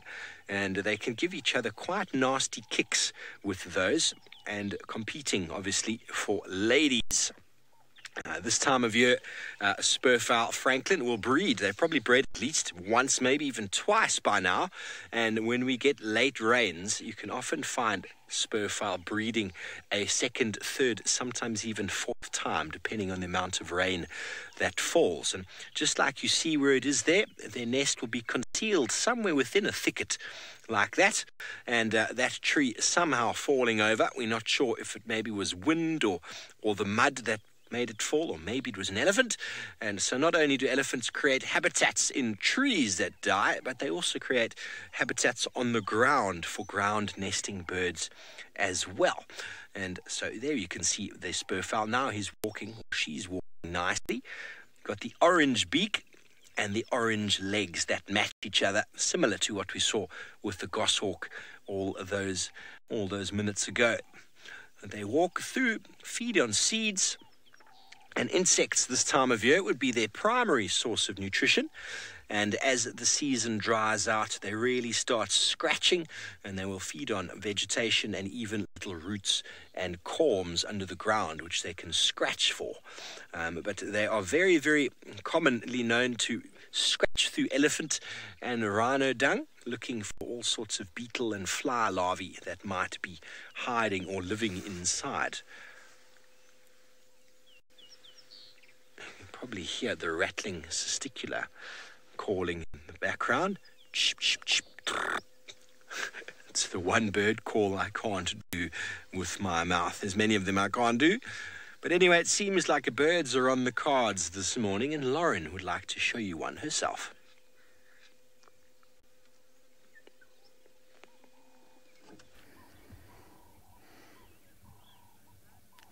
So we disappeared for a little while there. We were deep in the bush, and due to David's horrendous navigational skills, we ended up getting a little bit lost, and our lovely bird has flown off.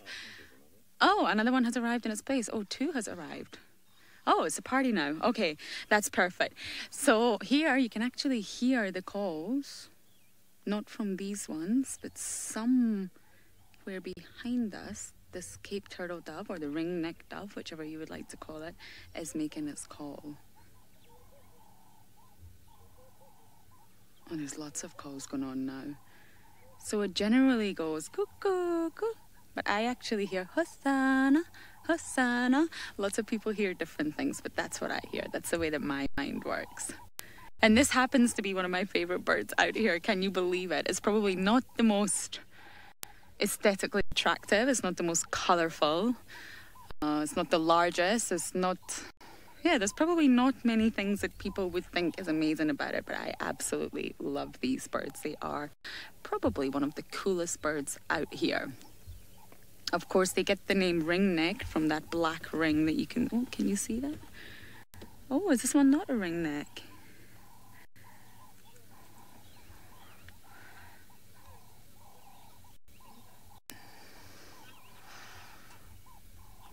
Joy's asking about the woodland kingfisher. Have they migrated? They are still well and truly here. We still see them around and we still hear them. So that can be our next mission. As soon as we spot a woodland kingfisher, we will indeed show it to you. But they are definitely still around. And of course, they come here for the wonderful food that is offered. All the insects roaming around during the rainy season, and it hasn't actually been too rainy or too heavy with the rains this year, so they may leave earlier, but they're definitely still around for now. Trust me, they do wake me up nice and early with that beautiful call. So yeah, look at you, aren't you so pretty? I can't actually see the ringneck on this one. I'm not 100% sure. Oh, it is. There we go. The little necklace is on the back. Just looks like your average pigeon with so many other secrets going on. Coin's saying these birds are beautiful, and yes, they are indeed. Not everybody agrees, because you do tend to see them everywhere. They're very common. It's not like they're unique and special in their distribution. However, they do just have these awesome things about them, and they're being heavily studied at the minute due to this pigeon milk that they produce. Oh, we're off again. I think there's still some other ones in that tree. There we go. They are one of the only birds at the minute known to produce it. And it is a milk that they keep in their crop and they feed to their young. And both the male and female are able to produce it and store it and use it to feed their young for the first few days after hatching from the egg. And it's one of the few birds that, well, I think it's the only bird at the minute that's been extensively studied that can do this. And the milk is obviously not the same as mammalian milk, but it's very similar. And recent studies have shown that it's both the hormone that regulates this production is prolactin, which is the same as mammals. So there has to be some very close link to the fact that these birds are able to produce their pigeon milk, if you like, and mammals can also produce a milk to feed their young. So it's a bird of a lot of interest at the minute. If you spend enough time to actually go into details of this bird, they're a lot more interesting than they look. Do not judge a book by its cover. Chantel loves these birds as well and had one as a pet. Wow, I can't imagine how you had that as a pet. I would love to know more. Yes, they can be very vocal and very noisy, which is, I can't imagine, is the best thing for having a pet. But yes, they are absolutely awesome birds. And they're one of the few birds that obviously can produce this milk, but also they have different unique features. They're able to just go straight to a sort of water source and drink straight from the water.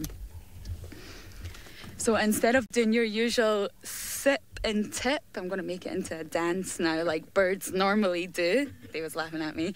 They can just sip. They don't have to tip their head back to get the water down their throat. So they're just awesome birds in general. And I believe they have all flown off and left us. So let's continue on. And Joy asked another question. If I could just have that repeated.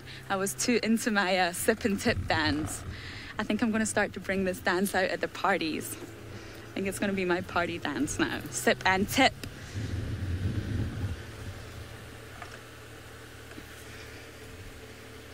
Joy is asking, how is milk defined in this context? I hope I've got that question right. Joy, I'm not entirely sure what you mean here, but obviously what I was trying to say is that mammals in general produce milk for their young. It's a key feature of being a mammal to produce milk in order to feed their young. So these birds are able to produce a sort of similar substance to what we would say the mammal milk is, and they call it pigeon milk. So that's probably not actually the correct term for the milk, but that's sort of what they call it, the pigeon milk, as doves are very closely related to pigeons, or in the same family, and they're just able to produce it internally, store it in their crop, and then feed it to their young. So I'm not sure what you mean about defining the milk. But yes, that is just one of the reasons that these birds are so awesome. And so many people make songs and tunes and all sorts of things out of their call. Everybody hears something different. Some people hear more lager, more lager. I definitely don't hear that, but some people do. So for being such an average looking bird, if you like, they are also incredible. They deserve a little bit more attention than they get. Oh, there's another one there. They're definitely not rare around here, that's for sure. And to me, they're probably the noisiest bird that we have out here. You cannot go on a drive or a walk or even just around camp without hearing them. Now, I am going to look for a woodland for you. In saying that now, I haven't actually heard one the whole of this drive. But for sure we will find one. They're very, very, very easy to find due to that notorious call. And it's unbelievable to think when I came here in October, everyone was talking about the return of the woodlands kingfisher. And I'm thinking, why is everyone so excited about the return of this bird? I can see that it's beautiful. Oh, I just heard one. I can hear one. Where are you? I'm not sure if you're able to hear this. Let me know if you are. Let's turn off the car.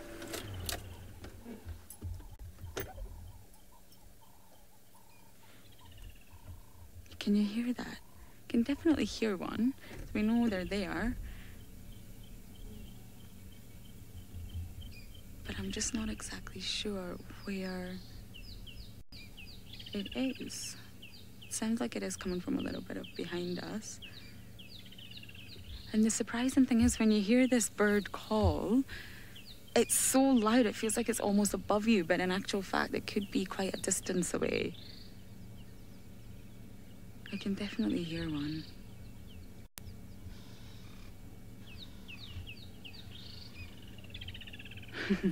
I hope you can all hear that too. Well, I can't see it. Obviously they're bright blue in colour with their bright beaks. So they're not exactly difficult to spot, but we will keep looking for one for you. For now, let's go across to Steve.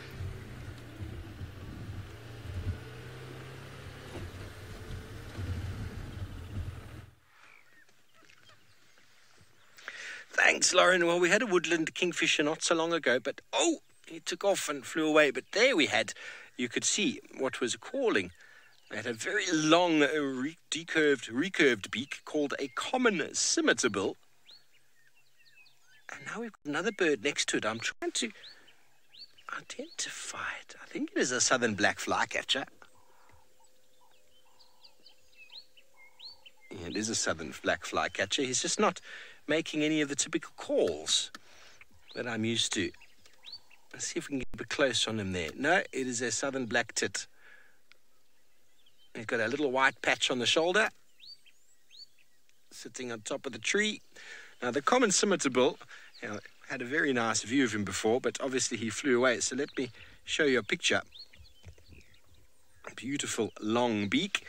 And the reason why nice to show you these birds is the common scimitar-bill is actually one of these specialized feeders in having this long decurved beak. That long beak like that allows them to actually feed inside cracks and inside the bark of trees where you might find larvae and all sorts of things that might be trying to hide away from them. So that's what we call a specialized feeding technique, and in this form we call it probing. Obviously they can feed on insects that are on the edges of branches and maybe even on the ground, but when it comes to specialization, that allows them to outcompete other birds. Even the green wood hoopoo, which is a very similar sort of shape and size, has got a less decurved beak and a little bit shorter, in fact. And so they have a different feeding strategy. Although it's very similar, they aren't able to feed as deep as they can. Beautiful bird. And the call's quite easy to remember. Because it's called a scimitar-bill, you've all seen those horror movies when you get that someone coming with a dagger. And those horror movies, you get that. So I'm going to play it for you now. Have a listen. Imagine this sharp dagger-like person walking towards you in a scary movie, trying to pierce you with their dagger. Listen to the sound. He was calling before. I'm going to put it by my hat because it's better for the sound, BK. Horror movie.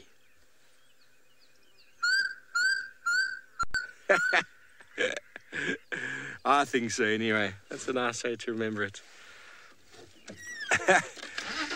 So I'm going to answer that question, Faith. I just didn't hear the person's name. We wanted to know if there's any raven or crow species around here. We definitely do get the white-necked raven. We definitely do get the white-necked raven. And also the pied crow, foggy thom. I hope I got that right. The pied crow and the white-necked raven is a bird we do get around, and sometimes they actually are. They come in a few numbers. They are predatory birds, which obviously will act as predatory birds, and lots of your smaller birds will bombard them, but they'll also readily chase raptors and birds of prey that we find around. Not commonly seen, but I have seen them a handful of times in my time here on Djuma. They are well renowned and well known all over South Africa, living along the roads that we have. And the reason for that is that they do very, very well with roadkill, unfortunately. So all the way along South Africa, along our roads, on our power lines, the crows and the ravens will nest, and the roadkill created by the enormous amount of traffic and small critters trying to cross the road, unfortunately, is providing the crows with the perfect amount of food. And they are in places in South Africa out competing absolutely everything, because, as I said, they are predatory, so they will kill the chicks and eggs and even adult birds of other species, which is a little bit of a problem. On top of this tree, we've got some go-away birds sitting in the grey gloom of the sky. And see if you can get them there, BK. Go-away birds. There they are. There we go. The go-away bird. Quack, quack. Afrikaans called the kwek fool because of the name. And they're all busy grooming this morning. All the birds we've been seeing are having a little bit of a groom, a little bit early, or should I say late start to the morning, because the sun has yet to really show itself. So it's time to groom, prepare for the day ahead. Well, once again, it seems like Lauren is also looking at some birds. Let's go see which feathered friend she has for you this time.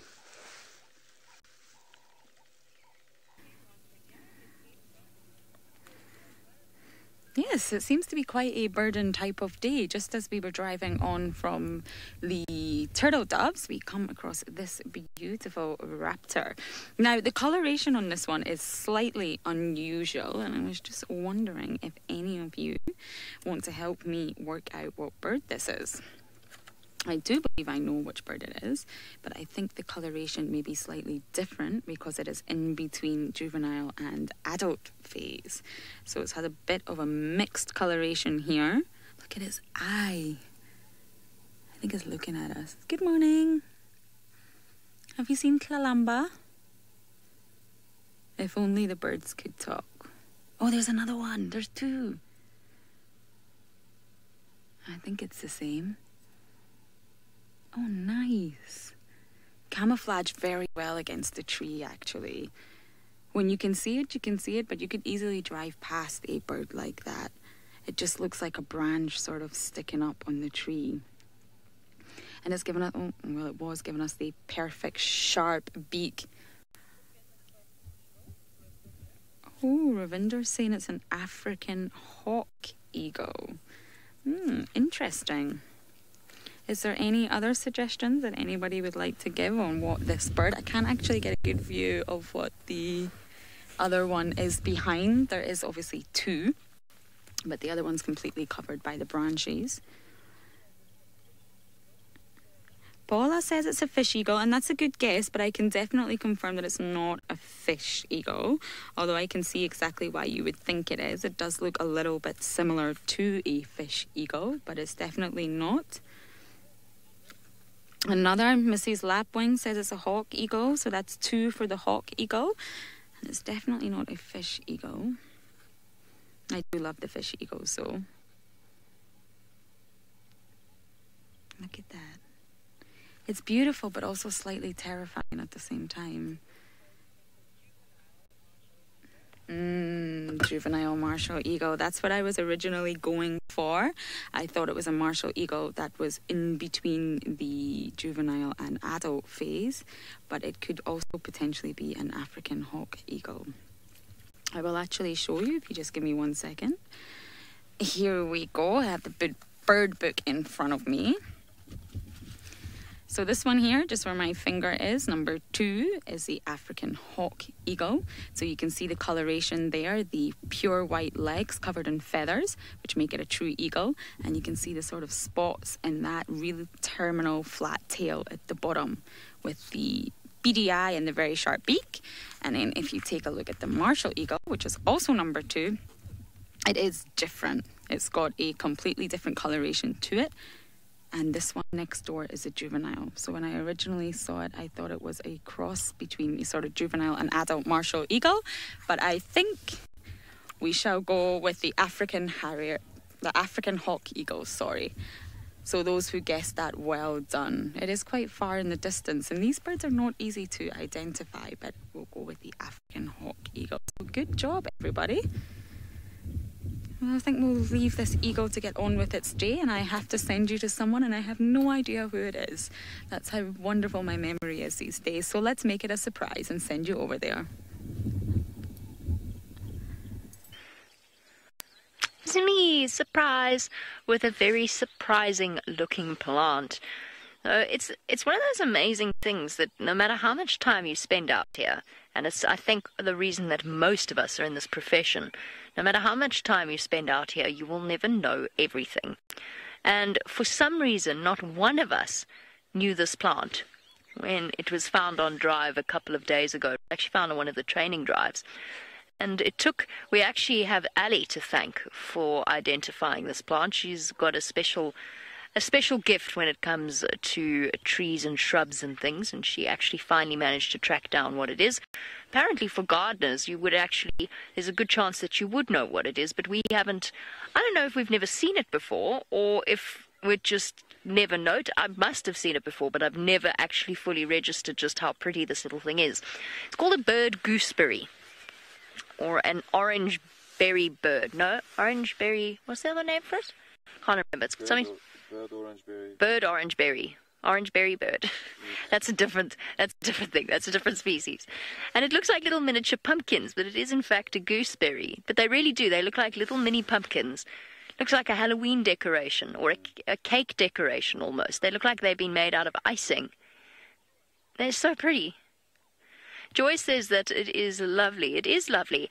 And of course, the name birdberry, as it suggests, means that the birds absolutely love it. We apparently, as humans, can eat it. apparently.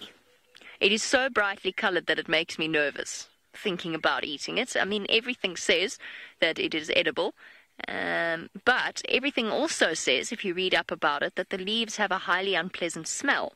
Now, before knowing this, I actually crushed the leaf and had a jolly good sniff, and I really don't think it smells that unpleasant at all. It sort of smells a little bit like cooking. And maybe my sense of smell is slightly twisted because I've got used to smelling things like lion scat and rotten carcasses, but I really don't think it smells that bad. Now, Fahrenheit 451 wants to know if it smells like lemon or honey. No, I don't smell that at all. It looks like it should smell like lemon and honey. It looks like the sort of things that you would put in a fancy cocktail with your potato juice or something, that we will refer to it that way. I really think it looks as though it belongs in some sort of fancy party, or on a cake. I'm convinced it belongs on a cake. Apparently butterfly love these tiny little white flowers. So the orange bits are the fruit, and then the little flowers here are what actually pollinates it, and butterflies will of course pollinate it, and then the birds will distribute the seeds all over the place. I just can't quite work out why I've never actually seen this plant before. I'm also so surprised at how people's sense of smell differs, that it could be described as having foul-smelling leaves, when in fact I really don't feel that that is the case. But maybe our perception is completely skewed, Seb. But Seb also said it smells nice. So it's not just me. Oh, there's a bee. The book also says that it repels bees. Oh, well, bee's gone, so, you know, maybe. Perhaps it does.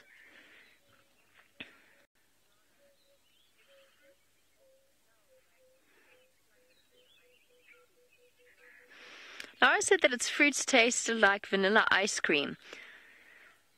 I find as I get older, I become more and more fearful of things. And I know I should taste it, and I know that we've got the idea of this plant right. And I'm just a little bit nervous, honestly. It looks like it should taste like vanilla icing, doesn't it? It looks like a cake decoration, but I don't want to eat it. I just don't. I want to watch someone else eat it first and then take the chance. Especially just before going on leave. Yeah, especially just before going on leave. Last time I was on leave, I had malaria. I wouldn't like a bout of anaphylactic shock. There must be someone who'll try it. Someone who's brave enough. Now, come on, Jamie, don't be a baby. Ooh! That is delicious. But I'm still not brave enough to put the whole thing in my mouth. It's really sweet. It's really, really sweet. I'm just going to wait for a second to see if my tongue drops off. And if it's still there, then maybe I'll consider eating a bit more. You never know what you might be allergic to.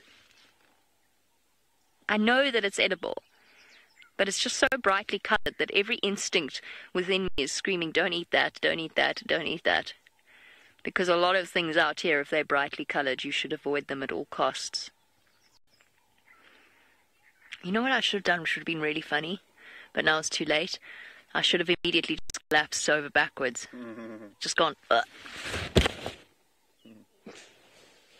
I'm fine though. I dropped my fruit. I dropped my fruit in the sand. Oh no. Oh, woe is me. Okay. Alright, moving on. Now I'm covered in sand. Alright. I'm going to carry on and see what other things we can find. Who knows, we might find something else we don't know that much about.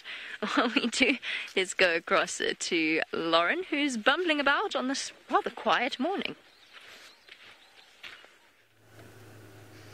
I'm very glad Jamie is not dead. we need our mother Jamie, so I'm very glad that tasting the fruit did not end badly. So we are still looking for some more birds on our way back to check the same area for Miss Tlalamba. There's a lot of vehicles out today that are desperate to see her, so I have a good feeling that she will be found. But on our way, since it has been a birdie kind of day, we are trying to look for more birds to show you. However, Where the birds are, I have no idea. And birds are one of the most difficult things to show people. The minute you get in the right position, the bird will be there. As soon as you turn your car off, it must be the motion of, well, probably the sound going silent. It seems to scare them a little bit, and they always fly off. So it's really not the easiest thing to do. And I've still got my eye open for the woodland kingfisher. And actually, I haven't seen any other kingfishers in quite a while. I have a little list of the birds that I want to see around here, and number one is the pygmy kingfisher. I'm desperate to see that. I think they just are absolutely beautiful. And unfortunately, we did have one in our camp the other day that had flown into the window and sadly didn't make it. So I did seeing one of them, but unfortunately it wasn't exactly in the way that I wanted to see it. It was very sad indeed. Very, very small, beautiful bird. Where are all the birds?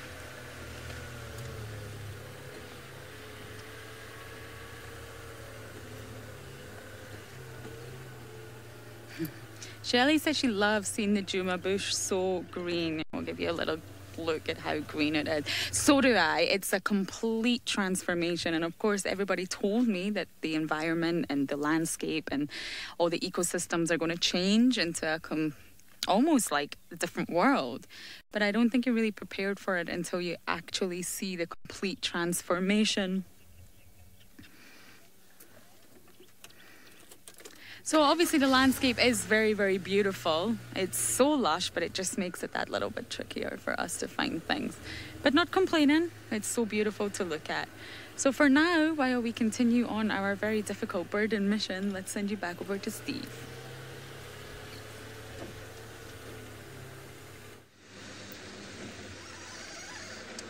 Thanks, Lauren. We just had a beautiful view of a long-billed crombeck that was busy dancing and displaying for us, but these little birds don't stick around too long in one spot. They're always very, very busy. But we've got another hole nesting species up in the tree over here, and they are generally a bird that sticks around a little bit longer in the tree. Let's see if I'm correct in what I saw. Yes, indeed. Okay, now, ladies and gentlemen, this is a very easy bird to identify, but there's something wrong with it today, which might make, sorry, let me just take my foot off the brake, that might make the identification of it quite hard. Hashtag SafariLive if you know which bird this is. You could be 100% right, you could be 100% wrong. Actually, I was wrong for a moment. There's two of them. Wow, well, this is a hole nesting bird, just like the starlings. Let us know what bird that is. If you know it, if you don't know it, that's okay. We will show you. Hole nesting birds, so once again, the tree that it's in died by some means. Could have been porcupine damaging the bark, could have been elephants, could have been drought, but it is an old knobthorn, so most likely it was an elephant. But it is a very beautiful bird. Joy, you jumped straight onto the bandwagon, and I think I sold you down the river with my conversation there. It is not a lilac-breasted roller. The light is not great, but you'll notice the tail. Everybody, look at the tail, is lacking any streamers on it. Hey, Lauren, well done, Lauren. You have indeed 100% got it right. If anybody else managed to get purple roller, then there it is. Unfortunately, the light this morning is not playing very nicely with us, so it's making it quite difficult to see the beautiful colors of these birds, but that is why I have got a beautiful bird app for us to look at the picture right here, because if the light was good, we'd be able to see these beautiful colorations on the purple roller. And the first thing you look at the roller is you see the beak. It's a very characteristic shape, the beak. All rollers have got the same shape beak and that white eyebrow stripe, which is why you might have confused it with the lilac-breasted. But if you look at the tail is square and it just ends abruptly, whereas the lilac-breasted roller's got two little streamers there most of the time, and this very streaky white purple chest. There's a purple roller, the largest of the roller species, and you can hear a white-browed scrub robin shouting off to the left-hand side.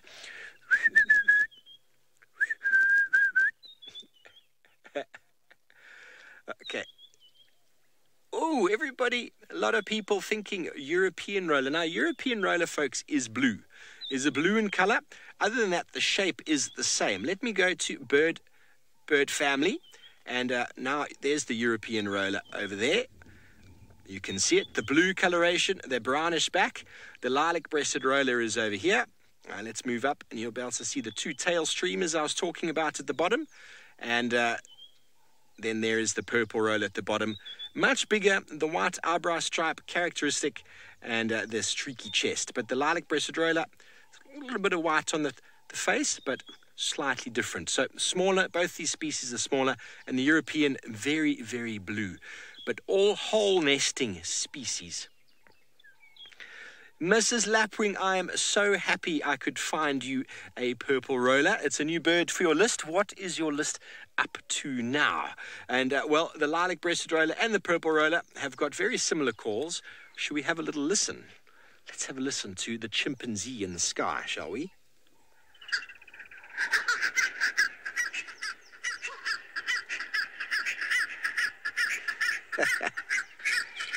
Such funny calls, aren't they? Rollers make me laugh. Make me laugh, but that's why we've got so many different species of them around, once again, because of the elephants creating the habitat for them in the form of dead trees, and obviously the woodpeckers and barbets creating the nice cavities for them to breed in. Janine, you say you're rubbish at identifying birds. Well, Janine, there are things that you need to pay attention to when you ID birds. First of all, a pair of binoculars is essential. Essential.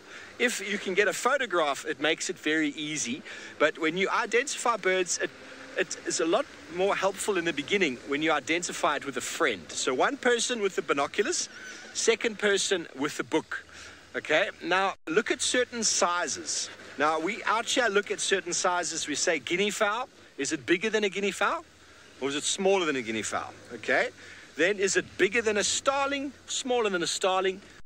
Is it bigger than a dove? Smaller than a dove? And so on. And you get that sort of size. Once you've got the size comparison, then you can start moving on. But when you look at the bird, don't just go, see a yellow bird and go look in your book, because you're going to find 100 yellow birds. Have a very, very close look at the beak. What type of beak does it have? Is the beak curved? See, for example, here, we've got a bird in the tree there. Okay, now we're going to look at the bird. Pretend you're looking through binoculars, because that's what we're about to do with our binoculars, which is the camera. Have a look closely at the bird. BK is going to zoom in. Down a bit, BK. There we go. Now, we look closely at it. Okay, we can see it is sort of starling size, a bit bigger than a starling. It is black in the most part. Very long tail. Okay, and look at the beak. The beak is, in fact, got a little bit of a hook on the end. Okay, and that is well classified in the family of shrikes, that beak. Sort of the butcher birds, the beak has got sort of a sharp point to the end because they feed on insects and even small invertebrates. But the long tail, the black, if you saw it in better light, you'd probably see that it's got a little bit of white on the wing. But with those characteristic features there, you name them all before you look away. Long tail, I see it's black. It looks kind of puffy and kind of round, doesn't it? It's got small, delicate little legs. The beak and the legs are both dark in color, and the beak has got that little hook to it. So when you go, and then, there we go, now he's moved slightly, a little bit more left, BK, you'll see that there's a little bit of white on the wing. So when you want to go into sort of a bird app or bird book, and you want to look for a family of birds, you now at least know what you're looking for. And when you just scan through all the birds you might have in the book, obviously sometimes it's a bit easier to look for birds you don't know in a bird book, because in the beginning there is a page that shows you what they all are. And then once you can find with a long tail, then it's quite easy to identify exactly who it is. But before you look away, make sure you take in as many features as you possibly can of the bird, and you'll be able to identify it. And this is indeed the long-tailed magpie shrike. Diane and Brookie, you got it 100% correct. It is indeed a magpie shrike, formerly known as the long-tailed shrike, and probably one of the easier birds to identify out here. The only bird you could confuse it with would be the green woodhoopoo or the scimitarbill we saw before, but because they've both got long tails. But when we look at the scimitarbill and the green woodhoopoo, well, they've got a very long decurved beak. So yes, long tail, and the beak was sort of short and stubby like a shrike. So let me, oopsie, my app has given me all sorts of problems today. I think it needs an update. Let's go to shrike, and I will show you magpie shrike. There we go. Bird page. And here we have it there. So that is the bird we were looking at. You can clearly see the very long tail and the very sort of quite a large body for the size, if you think about it, quite a robust sort of animal. And the beak, you can see there, has got a little bit of a hook on the end.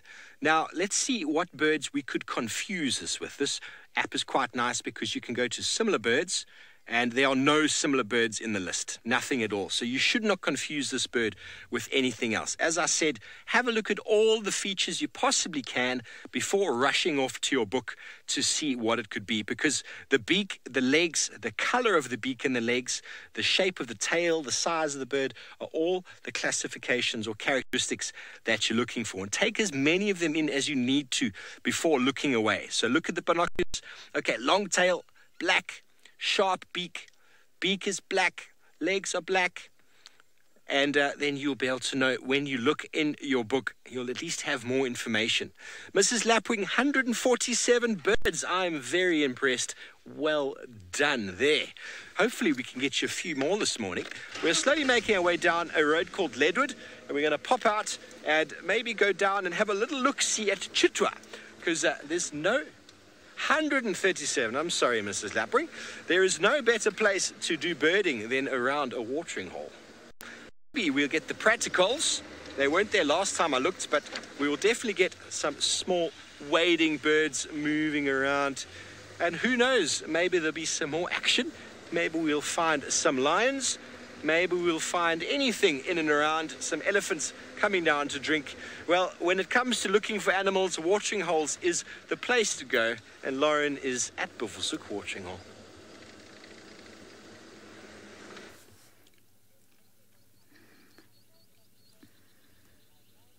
We are here at Buffelshoek Dam, and we have a spoonbill that has been playing or toying with a frog for the past few minutes. Look at that. It's using its incredible spoonbill, literally, and it's got a frog in between it. Now, this has been going on for quite some time, so I'm not sure if the frog is obviously struggling, and the spoonbill is just waiting until it's actually dead. Look at the adaptability of that beak. That is just incredible. With an Egyptian goose rocking up, and we've got a cattle egret in the background. It's still got that frog. It's doing really well to keep a hold of this. Oh, there we go. The frog's not moving anymore. Well, I can't see it moving. Looks like it's... No, it's moving.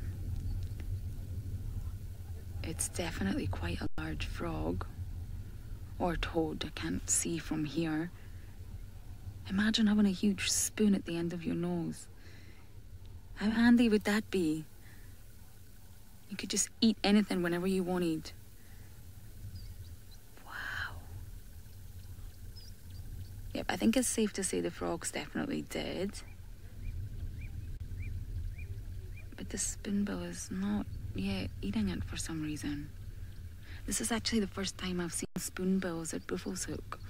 They're quite common around Chitwa Dam, but I have never personally seen them here. Wow, look at it go. It has a very, very specialized and unique beak that protrudes at the end, just like a spoon.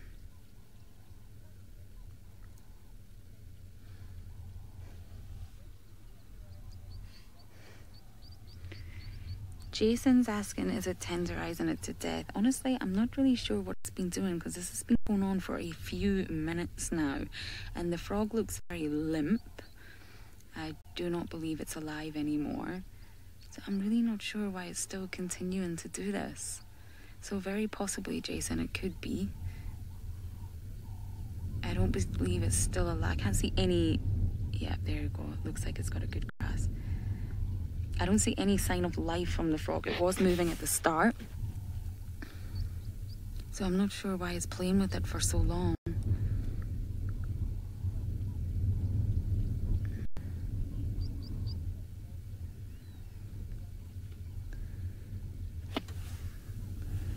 So you can see it's still going. What are you doing, Spoonbill?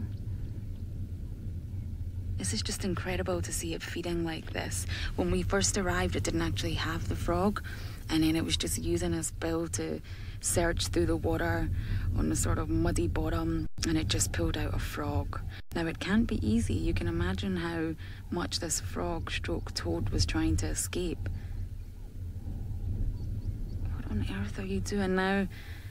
We all got taught not to play with our food, and I think this is the absolute highlight on how exactly to play with your food here. It seems to be crushing it in between its beak. So maybe Jason is right. Maybe it's tenderizing it, preparing to eat it. It can't have been pleasant for that frog. You can see just at the side, the other spoonbill here is actually making its way through the water using its bill. Look how it's doing that to see what it can find.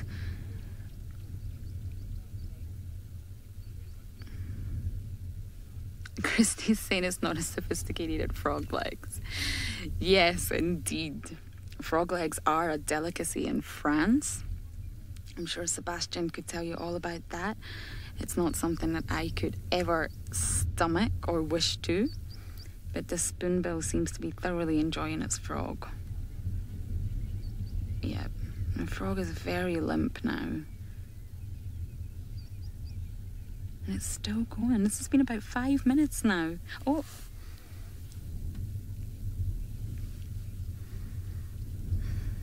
Sarah's asking, is it maybe too big for him to eat? Yes, that's a possibility. So he's probably trying to break it down a little. Oh, where did it go? Has he swallowed it already? Did I just miss that in a blink of an eye? It appears he must have swallowed that frog. I literally blinked and missed that. So very possibly, Sarah, he was just trying to break it down and soften it a little bit. And look at the two of them go, using their book.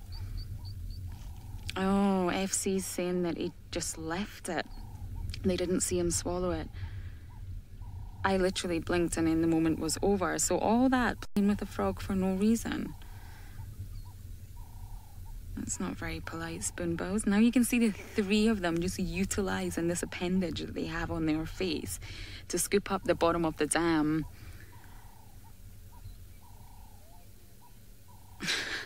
Until saying a fork would be more handy. That's true. Imagine if you could have a fork on the top and a knife on the bottom. It could be like a fork knife bill. That's a bit of a mouthful to say. It probably... Yeah, it sounds like it would be more handy, but to be honest, the way they're using the spoon here, by putting it on the bottom of the waterbed and lifting it up, quite literally like a spoon, I think that's pretty handy in itself.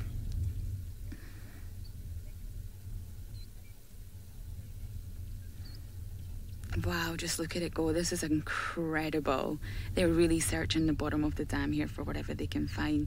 I'm just intrigued to know where that frog went. So while we stay with these birds, let's send you over to Steve, who has other birds.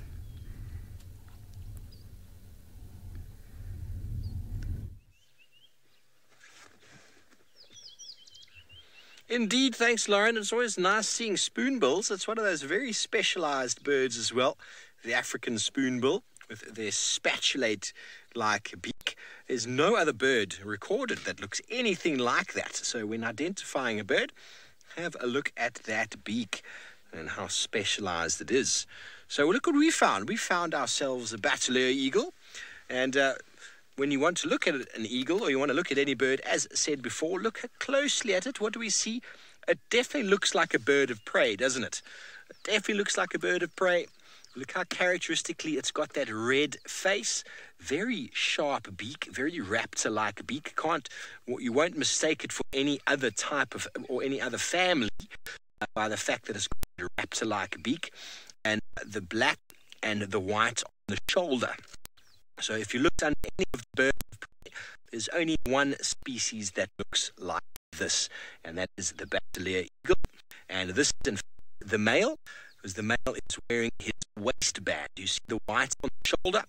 That is the waistband. The female wears a bikini, and it must have been earlier. We had Bateleurs breeding down this road, and well, we've come across this one, and scanning the horizon, I'm just going to move a little bit over. We're going to show you there's actually one on a nest a little bit further up. And why it's so interesting is we've kind of taken on the discussion of dead trees and habitat trees and knob thorns, and at the back over there in a knob thorn tree, it was perched in a knob thorn tree here before, but in the back there in a knob thorn tree deep down in the canopy itself, more to the left, BK, yes, that one there, that big canopy, there we go, in the bottom there is a Bateleur on a nest. There we go, the female most likely on her nest there, and there's a few birds that are not very happy that she's decided to nest there. So we've found another Bateleur nest, which I'm very excited about, and I think those buffalo weavers that are jumping around on the side there, not too happy that there's a bird of prey nesting in their midst. And similar to that of the Wahlberg eagle, they lay their eggs, or they build their nest deep inside the canopy of the tree, because this time of year it is very, very hot.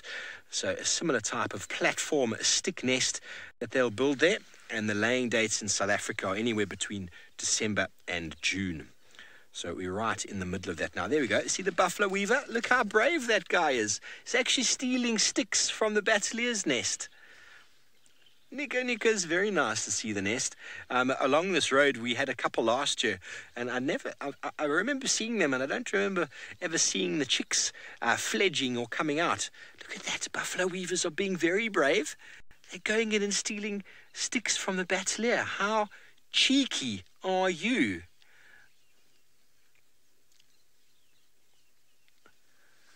Ravinda, the Bateleur eagles are actually part of the snake eagle family. They're not regarded as a true eagle because they don't have feathers all the way down to their feet, but part of the snake eagle family. But obviously quite unique in the fact that they are so pretty, such nice coloration. But how nice is that? So I'll definitely be making a turn along here for some time to see exactly how these individuals get on. But unlike most eagles lay 2 eggs as sort of a insurance policy. Not all eagles, but most eagles do. And quite often the first one to hatch will kill the second one, a term called Cainism, where obviously from the Bible, whereby the bigger of the 2 siblings will kill the second one, an insurance policy, whereas the Bateleurs only generally lay 1 egg. Creamy white egg in the top of the nest, and obviously the shade of the tree is there to protect it against the extremely hot temperatures we get here in our summer months. Very nice to see. We will be revisiting the Bateleur nest with Mama Bateleur there over the coming weeks to see exactly what's going on. And because they are known to be scavengers, I have spent a lot of time with tawny eagles and their nests, and I found many interesting artifacts at the base of tawny eagles' nests, because they bring back all sorts of carrion and bones and vertebrae and the like to the nest, and I've never really spent too much time with a Bateleur. So it'll be interesting to see if they do in fact bring back bones for them, because they are well known to feed on carrion. Amber, the eagle doesn't have too much to say at the moment. Eagles are powerful and fast flyers, but in close quarters like that, around a tree like that, they really have nothing against the smaller birds. For the batalier to be able to get height and altitude, it will require a bit of effort to get out of the branches there of the tree. Otherwise, the branches will actually catch their wings and they'll plummet to the ground.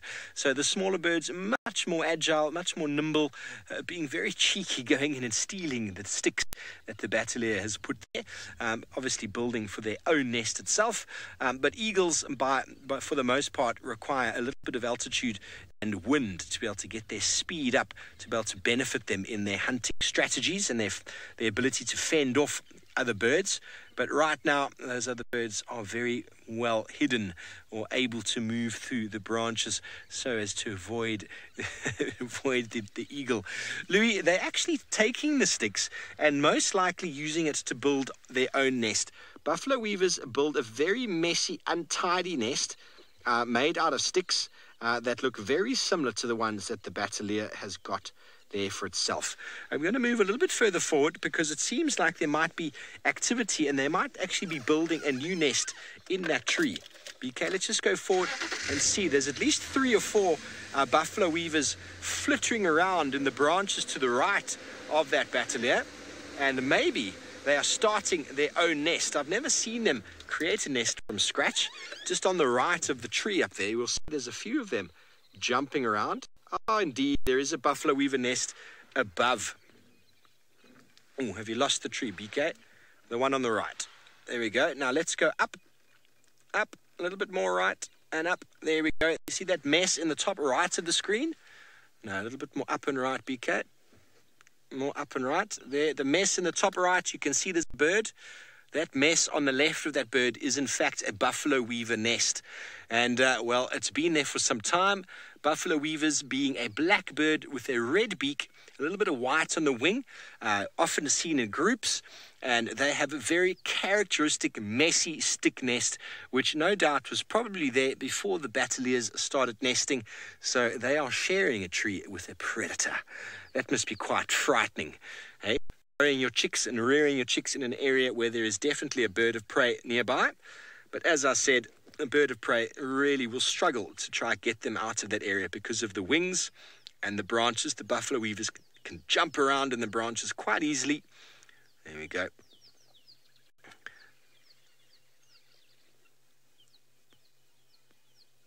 Learn, this is indeed one of the realities why live is so special.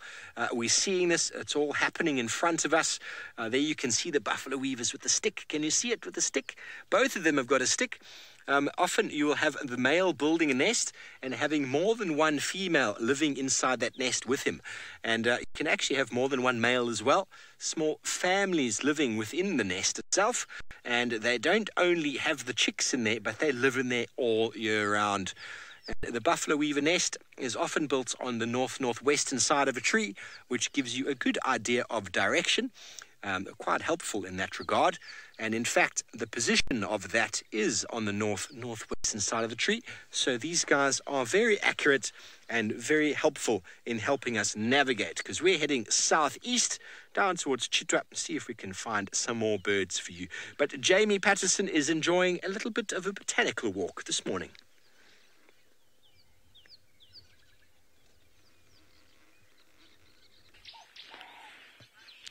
Seb and I are having a moment of deja vu. We're not trying to put a bird on camera, but a butterfly. And interestingly enough, it's the same butterfly that I saw the other day on walk, and that James very kindly identified for me as a spotted joker. Do you still have it there, Seb? Yeah. I can't see it. Where is it? It's absolutely stunning, because what's so beautiful is the contrast when it opens and closes its wings. So when its wings are closed like that, you get the white blotches. When it opens them out, you get that vibrant orange, but then contrasting against black. And it really is an absolutely spectacular combination. Where is it? I can't see it in real life. I can see Seb's got it. By that blade of grass there. Yeah. The one. Wings are closed. That's why you. That's why I can't see him. Yeah. I've lost him completely. I feel like, oh, there. I'm looking too far away. I got him. He really, really... Oh, there you go. is absolutely, that's what I wanted, was for him to open and close his wings so that you can actually see that contrast. Oh, you can see where the name Spotted Joker comes from, because it's surprising. It's an almost a beautifully camouflaged butterfly, in that when they, as you've just seen, because I couldn't see it, when the wings are closed, it breaks up, those spots break up the outline perfectly up against the soil, and you could almost, you would miss it if you didn't see it. But then as it opens its wings, you get that bright flash of color. It wants to be your friend. Seb? Oh, now it doesn't want to be our friend. No, now it's gone away. Kalina says, how beautiful. It is beautiful, isn't it? It's absolutely stunning. Thanks, James, for eyeing it last week. I looked at it and went, no way. Complete moment of deja vu. So there we go. Yes, our beard's absolutely right. It is. It's like two different butterflies in one. Like a lot of species of trees when they're a baby and when they're large. I was trying to think of a way to link those two comments together. It was a tricky one, but I think we made it work. Certain species of trees when they're babies look very, very different to when they're fully grown. That does actually not apply to the tree that we're looking at, but I had to make some sort of tenuous connection to create some sort of logical conversation. So what we're looking at is the one and only sausage tree of Djuma. Now, if perchance you have somehow missed the fact that there is a pride of lions in the Masai Mara known as the Sausage Tree Pride, first of all, I applaud you. I don't know how you possibly could have managed that, because we definitely hear regularly of the Sausage Tree Pride named after the sausage tree, which is of course named after the sausage-like fruits it produces. Now, I've asked this question before and I cannot remember the answer. Sausage trees are dioecious, I think. Are they dioecious? Ooh, now I've put myself in a tangle. I think they're dioecious. In other words, there's a male and a female tree, like marulas. You get male and female marulas, and obviously only the females fruit, because they produce, well, fruit, seeds, fertilized zygotes of the plant that's going to grow. Now, this tree I have never seen fruit. I've seen it flower, beautiful purple flowers, but I have never seen it fruit. Now, sausage trees don't necessarily fruit every year, because some years are harder than others, and it does produce the most enormous fruits you have ever seen in your entire life. They are, I've shown you them before in the Mara in something that was very Monty Python-esque, because they are basically, they look like a giant European sausage. They're big, they're long, and they're, never mind. You know what I mean. They're sausage-shaped, okay? And I've never seen them here on Djuma. Dug myself into such a hole there. Black rhino love them. They are, of course, poisonous to human beings unless made very carefully, usually by fermenting them and creating a sort of beer whilst cooking them. Otherwise, eaten raw, they will make you quite ill. By the way, Seb ate a gooseberry, and he's still alive.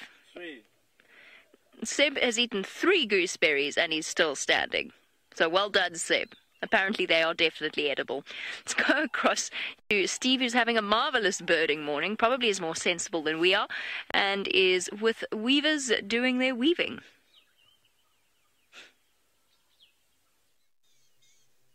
Thanks, Jamie, the one and only sausage tree.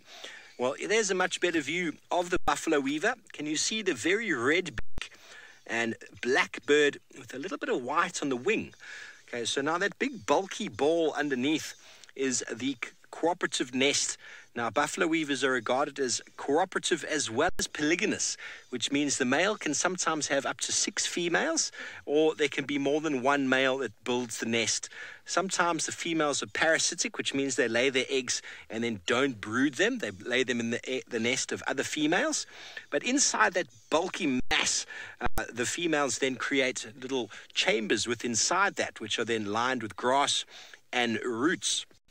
And I just read something very interesting, that very often whiteback vultures as well as battalias are known to actually nest on top of a buffalo weaver nest, hence the fact that there's a big bulky mess of sticks already, and that sometimes helps to camouflage the raptor nest and at the same time protects the birds, because no one's really going to come and mess with a batalia, are they? So it kind of affords a little bit of protection for the buffalo weavers, who, if we go down now, you'll be able to see how far down in the tree is indeed the batalia nest. There we go. Look how far down in the canopy. There's the buffalo weavers. Look how cheeky they are. They're just above the batalia nest, which is just down there. They are. There's the nest. The female's just hidden behind the branch. But the point I wanted to make initially, right in the beginning, was the importance of large knobthorn trees for the breeding of large raptors, batalia vultures, and many, many of the large birds rely on knobthorns, and we are seeing them disappear at an alarming rate. Paula, what a messy mess you see up here. Well, indeed, if you didn't have fingers to be able to weave and to put things together, I suppose that's the kind of way it would look as well. If you went and took sticks with your toes and put them down on a platform, I suppose that's how it would be. Is it quite incredible how normal weavers are able to weave and create the most incredible knots and intricate sort of balls that they're able to build.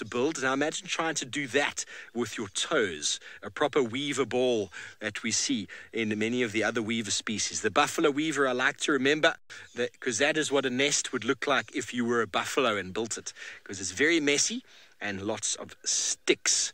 But anyway, we're having a marvelous birding morning. We're going to continue on now down to Chitwa, as I said, to go and have a look and see what birds we can see down by that watering hole. Shall we go, BK?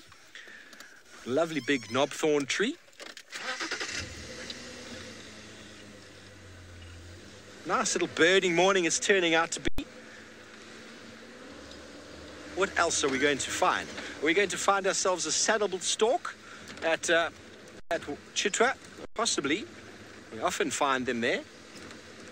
It is an awesome birding morning. I just apologize about the light. The light hasn't been so great. When the light comes out, we get really nice sunshine.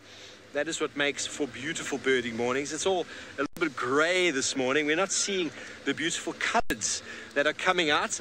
A lot of the birds don't actually have pigment in their feathers. They have carotenoids and melanin, a mixture of the two, which then leads to the colorations that we see. And when there's no light, there's no reflection, there's no beautiful color that comes out.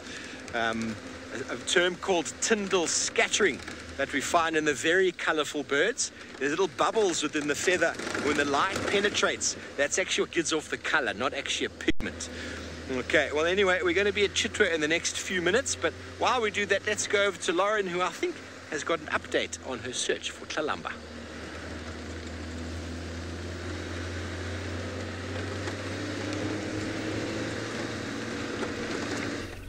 Yes, we are still looking for what we can find here. We may not have.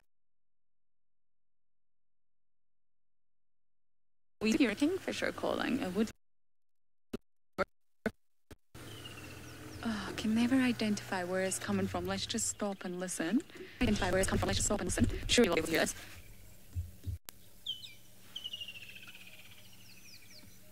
Can you hear that?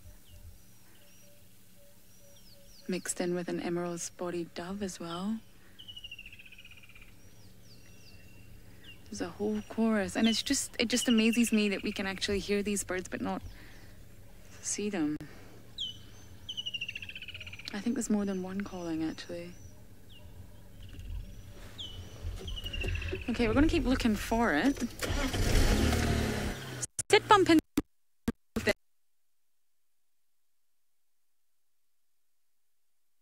Other drivers out here. We do have a feeling that Tlalamba is in the block that we are driving around, so we have kind of done a full, but we have no idea whereabouts in the block she is. Now I'm going to be very upset, and that was a woodland. That's the noise I make when I see a woodland kingfisher. I can't see it really. Ah, where did it go? Okay, hold on. I've committed now to getting a woodland kingfisher for you all. Where did it go?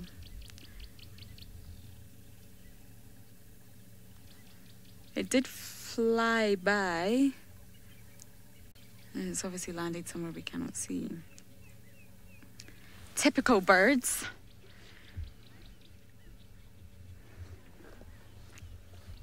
Christy's saying she could listen to the woodland kingfisher call for hours. Christy, you'd be surprised when you're trying to get some sleep and it's 3:30 in the morning and all you can hear is the woodland kingfisher. You'd be surprised at how much you wish you couldn't hear the woodland kingfisher. But during the day when you're on drive, it's beautiful. Yes, I will agree. It did fly off this way. So yeah, I feel I'm going to be very, very hurt if Lalamba doesn't show up for my last drive in a while. I will be very, very, very upset. Maybe a while.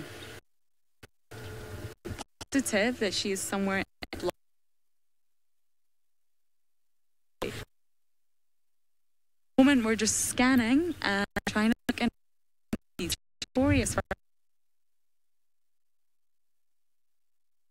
branches, particularly marulas.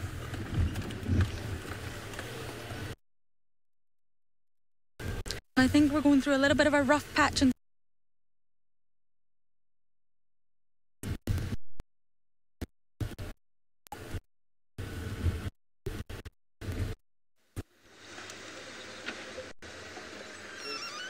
Thank you. Welcome back. We got some birds all over the place just here, BK. Some grey-headed sparrows on the floor. Just past the green. Okay, well, there are some, there we go. There are some European swallows or barn swallows there on the floor. Funny to see them walking around, picking up. Oh, that's not the European swallow. They are definitely making nesting material. You see that? Picking up the nesting material. Which is that? Must be the red-rumped. Is it? Red-breasted swallows. There we go. And they're picking up all sorts of nesting material from the elephant dung. It goes to show the elephants aren't just important for creating habitat. They are creating nesting material for these beautiful birds. How wonderful is that to see swallows walking on the floor? It's not something you see every day. I've never seen that before. I've seen them sitting on the ground, but I've never seen them walk around picking up nesting material. Unfortunately, those grey-headed sparrows disappeared. But here is a three-banded plover just here on the ground, BK, right next to us. BK is having his work cut out to them this morning. When it comes to birding with the camera, that is how you really get very fast. There we go, three-banded plover. A bird you'd expect to find here around the watering hole. And of course, what else did we think we'd find around the watering hole? Of course, we thought we would find Egyptian geese, and that is without a doubt a guarantee. But what I wanted to show you on the other side of the water is, in fact, the very nice saddle-billed storks. It's just on the other side there, BK. And as soon as we put them in shot, we'll then go back over to Lauren in a moment. Just one moment while we look at Chitwa there. And there is the saddle-billed stork. There it is. One of them and another one off to the left. But anyway, while we maneuver around and try and get better view of the birds, seems like Lauren has got a surprise.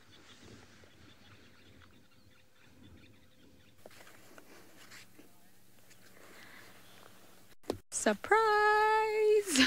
Took a while, but we got there. This is the notorious kingfisher we were looking for. Of course, the woodland kingfisher. And what an adorable view of it is. It just flew right in front of us. Sorry we had to leave you earlier. We did go through a little bit of a rough signal patch, but we came back and we have this bird for you. Isn't it just gorgeous? The coloration of that bird is absolutely stunning. And of course, this is the bird behind all that noise. Chip, chirr. That's my woodland kingfisher impersonation. And as beautiful as it sounds, it is very, very, very loud. They're able to project it quite far and wide.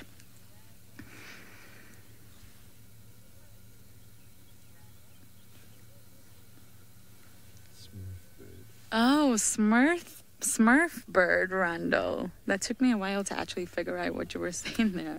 Smurf bird. That's quite difficult to say. Yes, I guess you're right. I've never heard it put that way before, but I love it. Thank you for that, Randall. Smurf bird. this is the one. And you can see, oh, and there we go. The moment is possibly over. You can hear it, but we can no longer see it. At least we managed to see it for you. Now, they always perch up on the branches. They have the really weak perching legs, so they're not really able to just walk on the ground like some birds do. They're not designed for that. They are designed to stay up on the branches. It can be a bit tricky to see them sometimes. And sometimes you just get the flash of blue going past you, and then you know that that's been a woodland kingfisher. When they do leave, though, it will come a time when they do decide to leave, and then it will be silent again. I can't imagine how that feels. Not looking forward to that day. I do like having them around. So we're still continuing our search for the princess. We can only keep going and do not give up. It could be a last minute sighting that we're able to pull off here. Let's see. But we have been looping around the same area. Oh, some traffic up ahead.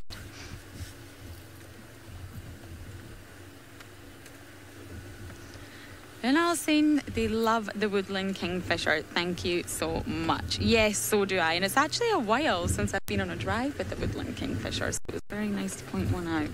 Just going to wait till the traffic goes by. Hello. Okay, thank you. Looks like everyone's looking for Lalamba today. I wonder if she realizes how lucky she is to have everyone looking for her. I'm sure she'll be around somewhere. I'm sure by the afternoon she will pop out as well. But that's not going to be any good for me.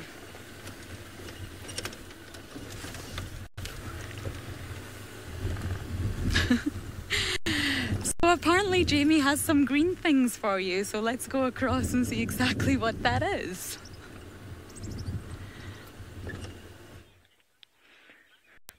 I have some red things, actually. In fact, I would probably describe them as maroon coloured, maroony red on a plant, and I'm asking for help.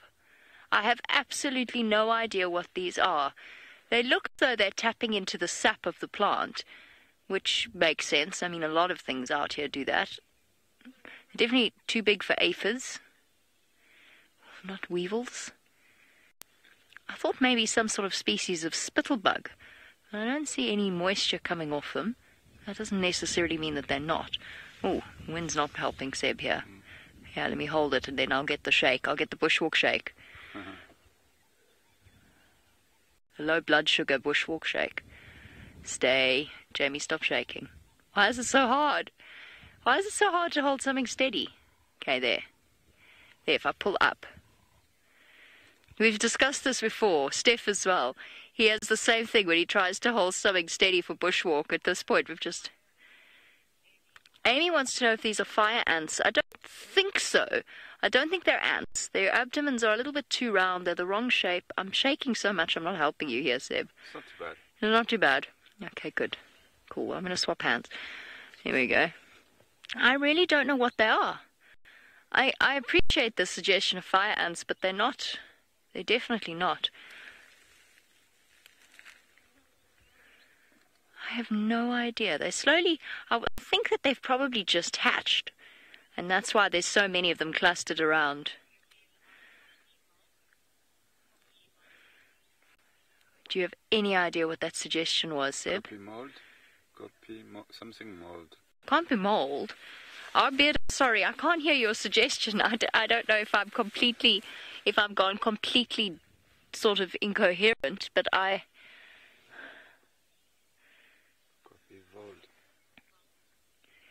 Poppy? Poppy, what's the second word? I thought I heard voles, but I don't think that's right. I need to sneeze again, excuse me.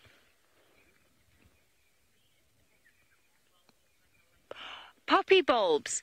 Poppy bulbs. You want to know if these are... Thank you. If these are poppy bulbs. You mean in terms of the flower that we're looking at? Or... I'm so confused. These are... This is a baby foxglove, as far as I can tell. Tiny, tiny. The flowers have not yet started actually coming through. And I'm pretty sure that this is the seeds of those.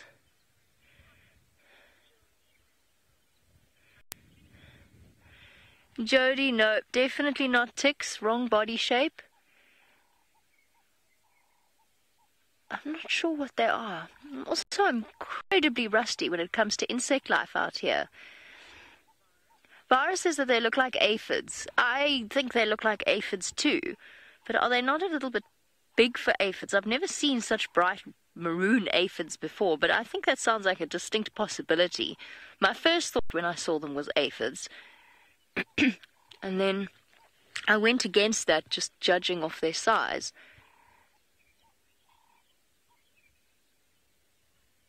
I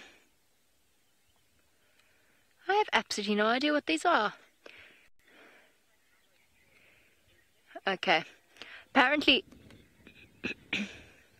So apparently a lot of you saying they look like aphids. Also bear in mind that you can see a lot better than I can, because Seb zoomed right in to be able to give you the details. The other one now, eh? You on the other one? Oh, yeah. Sorry. No, it just went down. No problem. Just to let you know. Thanks. No, it does help.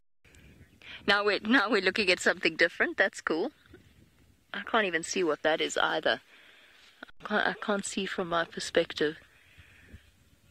There's a plant of unknown quantities. No, there's an inchworm. There's a little caterpillar too. Look. Invisible almost. Can you see it there? Right on the edge of that leaf. I think I've got the wrong leaf. This leaf here. You got it. There you go. That's the leaf over there. That Jamie's still desperately trying to hold still.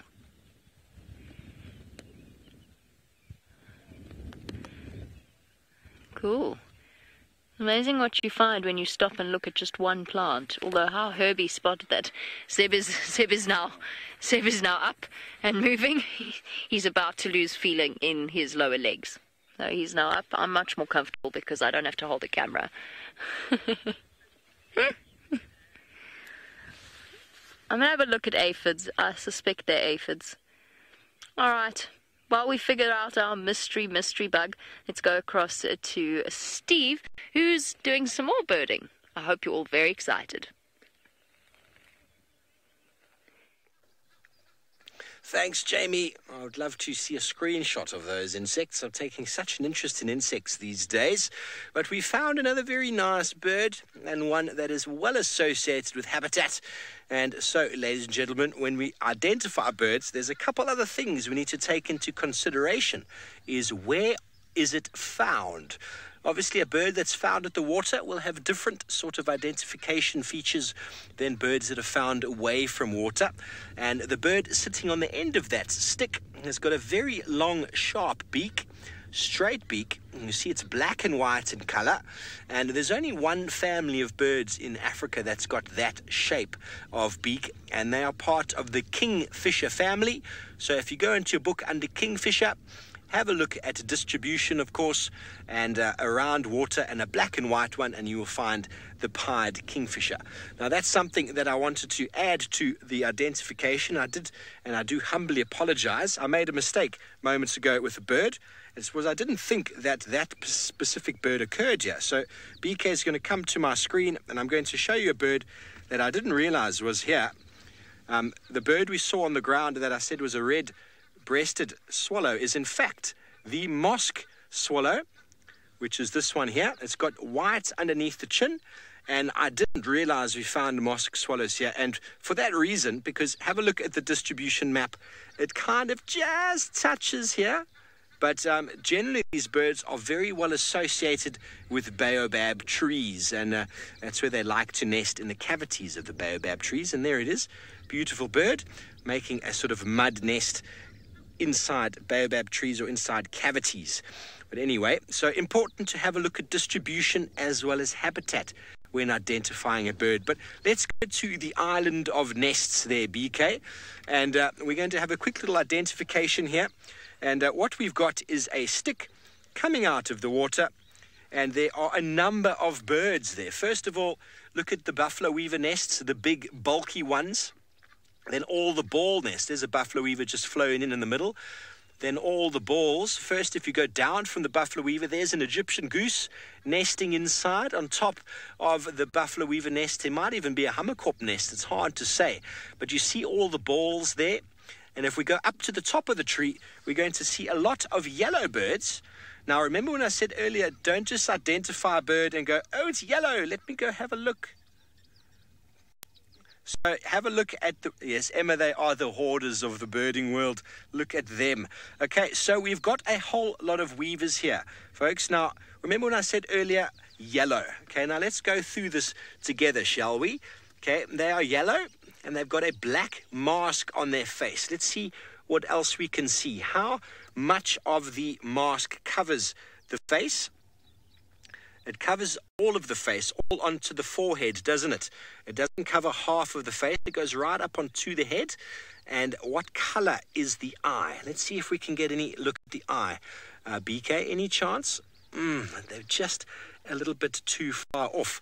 Now, the reason why we've got to look at as many features as we possibly can is I'm going to show you an image on my phone, and you're going to go, ooh, okay, definitely not a yellow bird. There's way more to it. Oops, something scared them, and that is the cue to come towards me here. And let's have a look at my phone. And when I said how many features can we see of the birds, here are the common yellow weavers. Now, that's why I said don't just look and go, yellow bird, and go to your phone, because you're going to be pretty confused when you get to this page. But look at the one on the bottom here. See how it's got the black just above the beak. Okay, so it's not the village weaver. Let's go to this one over here. Okay, the black covers all around the crown. Very good. And then it's got a red eye. Okay, very good. It could possibly be the southern masked weaver. Now on the left, the southern brown-throated. No, definitely not. Up on the top, spectacle weaver. No, definitely not. And there on the left, the lesser masked weaver has got the same sort of blackness on the head. But see how it goes all the way onto the top of the head. Oopsie, not just a little bit. Sorry. Not just a little bit on the head, yellow eye. Let's have a look again at the southern mask at the bottom here. See how it's just a little bit above the beak. So I'm going to assume that most of those birds we saw there were in fact this one over here, which is the lesser masked weaver, which, as the name implies, should have a lesser mask, but it's got a greater mask. The lesser mask has got a full mask. If that makes any sense to you, I don't know who made up these names. Sorry. Let's just move over. There we go. There's a beautiful picture of them. And as with all of the weaver species, very noisy. Let's have a listen. I'm going to play it by my hat. Very noisy. Try and figure that one out. Okay, so that is a very nice birding morning for us. And, well, behind the weavers over there, on the back on the bank, there's one more bird we can do before we move off, I suppose. And we have a look at the aquatic birds. There's the little bit more over to the left, much more over to the left, BK. Last aquatic birds off to the left, further, behind the nest, further. There are some ducks on the bank, and we go right up to them. They look like ducks, don't they? They've got a white face. And if you looked in the book for them, you would most certainly find the white-faced whistling ducks with the blacksmith lapwing running around in the background. Okay, well, anyway, we're going to move off from our little birding segment here, and let's go back over to Jamie on foot, who's looking at something on the ground.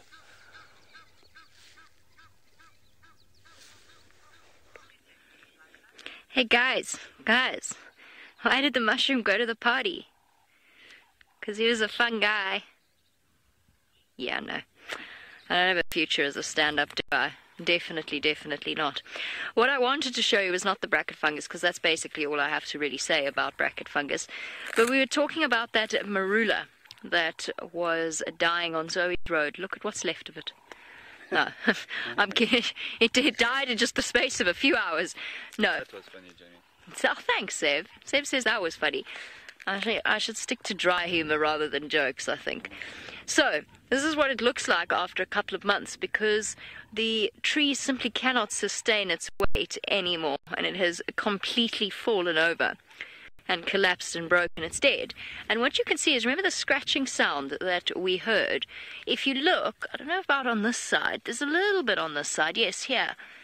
if you have a look, you can actually see the scars from where the borer beetles have cruised on through the most important part of the tree. So at one point, this area here would have been covered in a layer of cambium, which, as most of you know by now, is the way in which the tree transports the various nutrients down and water up and so on within the xylem and the phloem.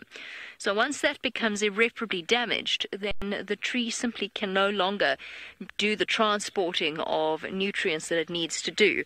And while it doesn't look that extensive there, if you just jump over quickly, just leap. Come on, what's wrong with you? Just jump over. Throw the camera first and then jump. Yeah, throw the camera over, I'll catch it. It'll be fine. Have a look at how it's gone through here. Pretty. It is pretty. It looks as though someone's actually carved it. And that's what the borer beetles were busy doing when they were making those scratching sounds. And here you can even see the little ones. Little borer beetles. And all these holes here are potentially borer beetles, but they also might be woodpeckers through the ages. Tap, tap, tapping in to get the borer beetle larvae. Very cool. From life through to death. Very sweeping, isn't it? Beautiful. On that very serious and profound note, off you go back across to Lauren, who I'm sure has plenty to tell you.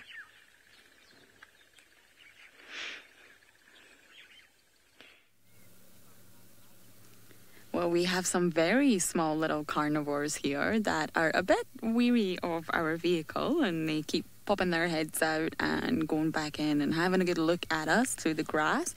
And of course, it is the dwarf mongoose. Now, I absolutely love these animals. I just feel their little facial expressions. Look at that. Hello.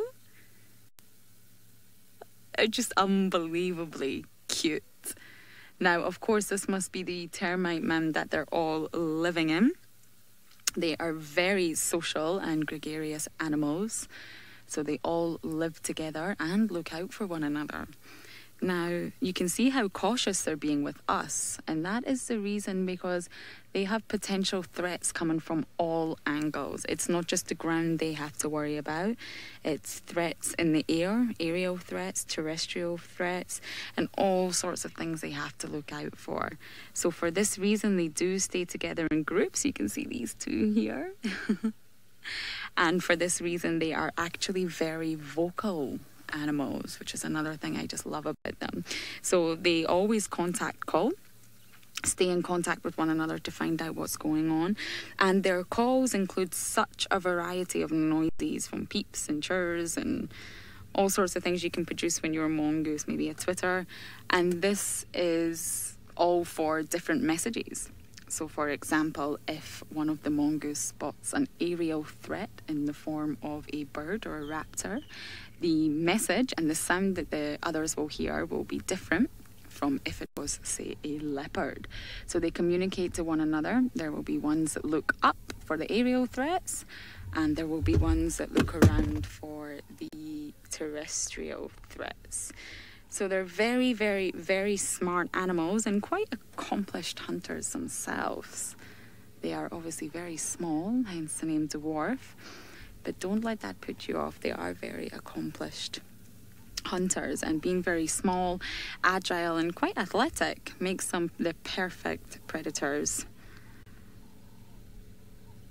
Cindy's saying she loves it when they play dead. Yes, I think we've all seen that famous clip. It's so cute when they do that. I've never actually witnessed it myself yet. It was quite brave of them to do that. You can see how cautious these ones are being. But that's definitely on my bucket list to see these guys play dead, sorry. He's just staring at us. We can see you. You can see its nose is twitching, so it's having a good smell.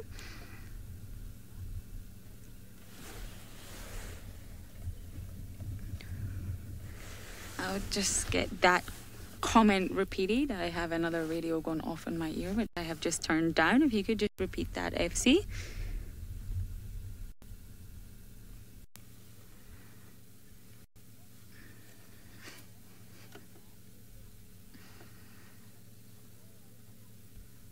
Yes, Dash is saying this mongoose looks like he's so weary. Yes. Oh, the two of them are there now. They're going into the burrow. He's constantly smelling and looking at us. It's definitely a little bit wary that we are here. And there will be many other inside this big termite mound. They obviously live in a very established and accomplished hierarchy. They have a very complex social structure, so they're not just simple little animals. They're actually incredibly amazing to learn about and incredible predators themselves. So they'll have a whole little home going on in that mound. And of course they're very fast. We have slender mongoose that also live around camp as well, but the dwarfs are my favourite. Well, you may not be the predator I was looking for, but you are definitely a great find. I was hoping it might run out in front of the road and we'd get a better view of it because it's time to wrap up soon, but I don't think this mongoose is going to do this. So unfortunately it came to the end of our sunrise safari. And although we didn't find exactly what we were looking for, we did, of course, find some amazing things. So this will be my last drive for a while. So thank you for all joining me and the rest of the team here. And hopefully we will see you again this afternoon for our sunset safari at 4 p.m. Thank you again and see you later.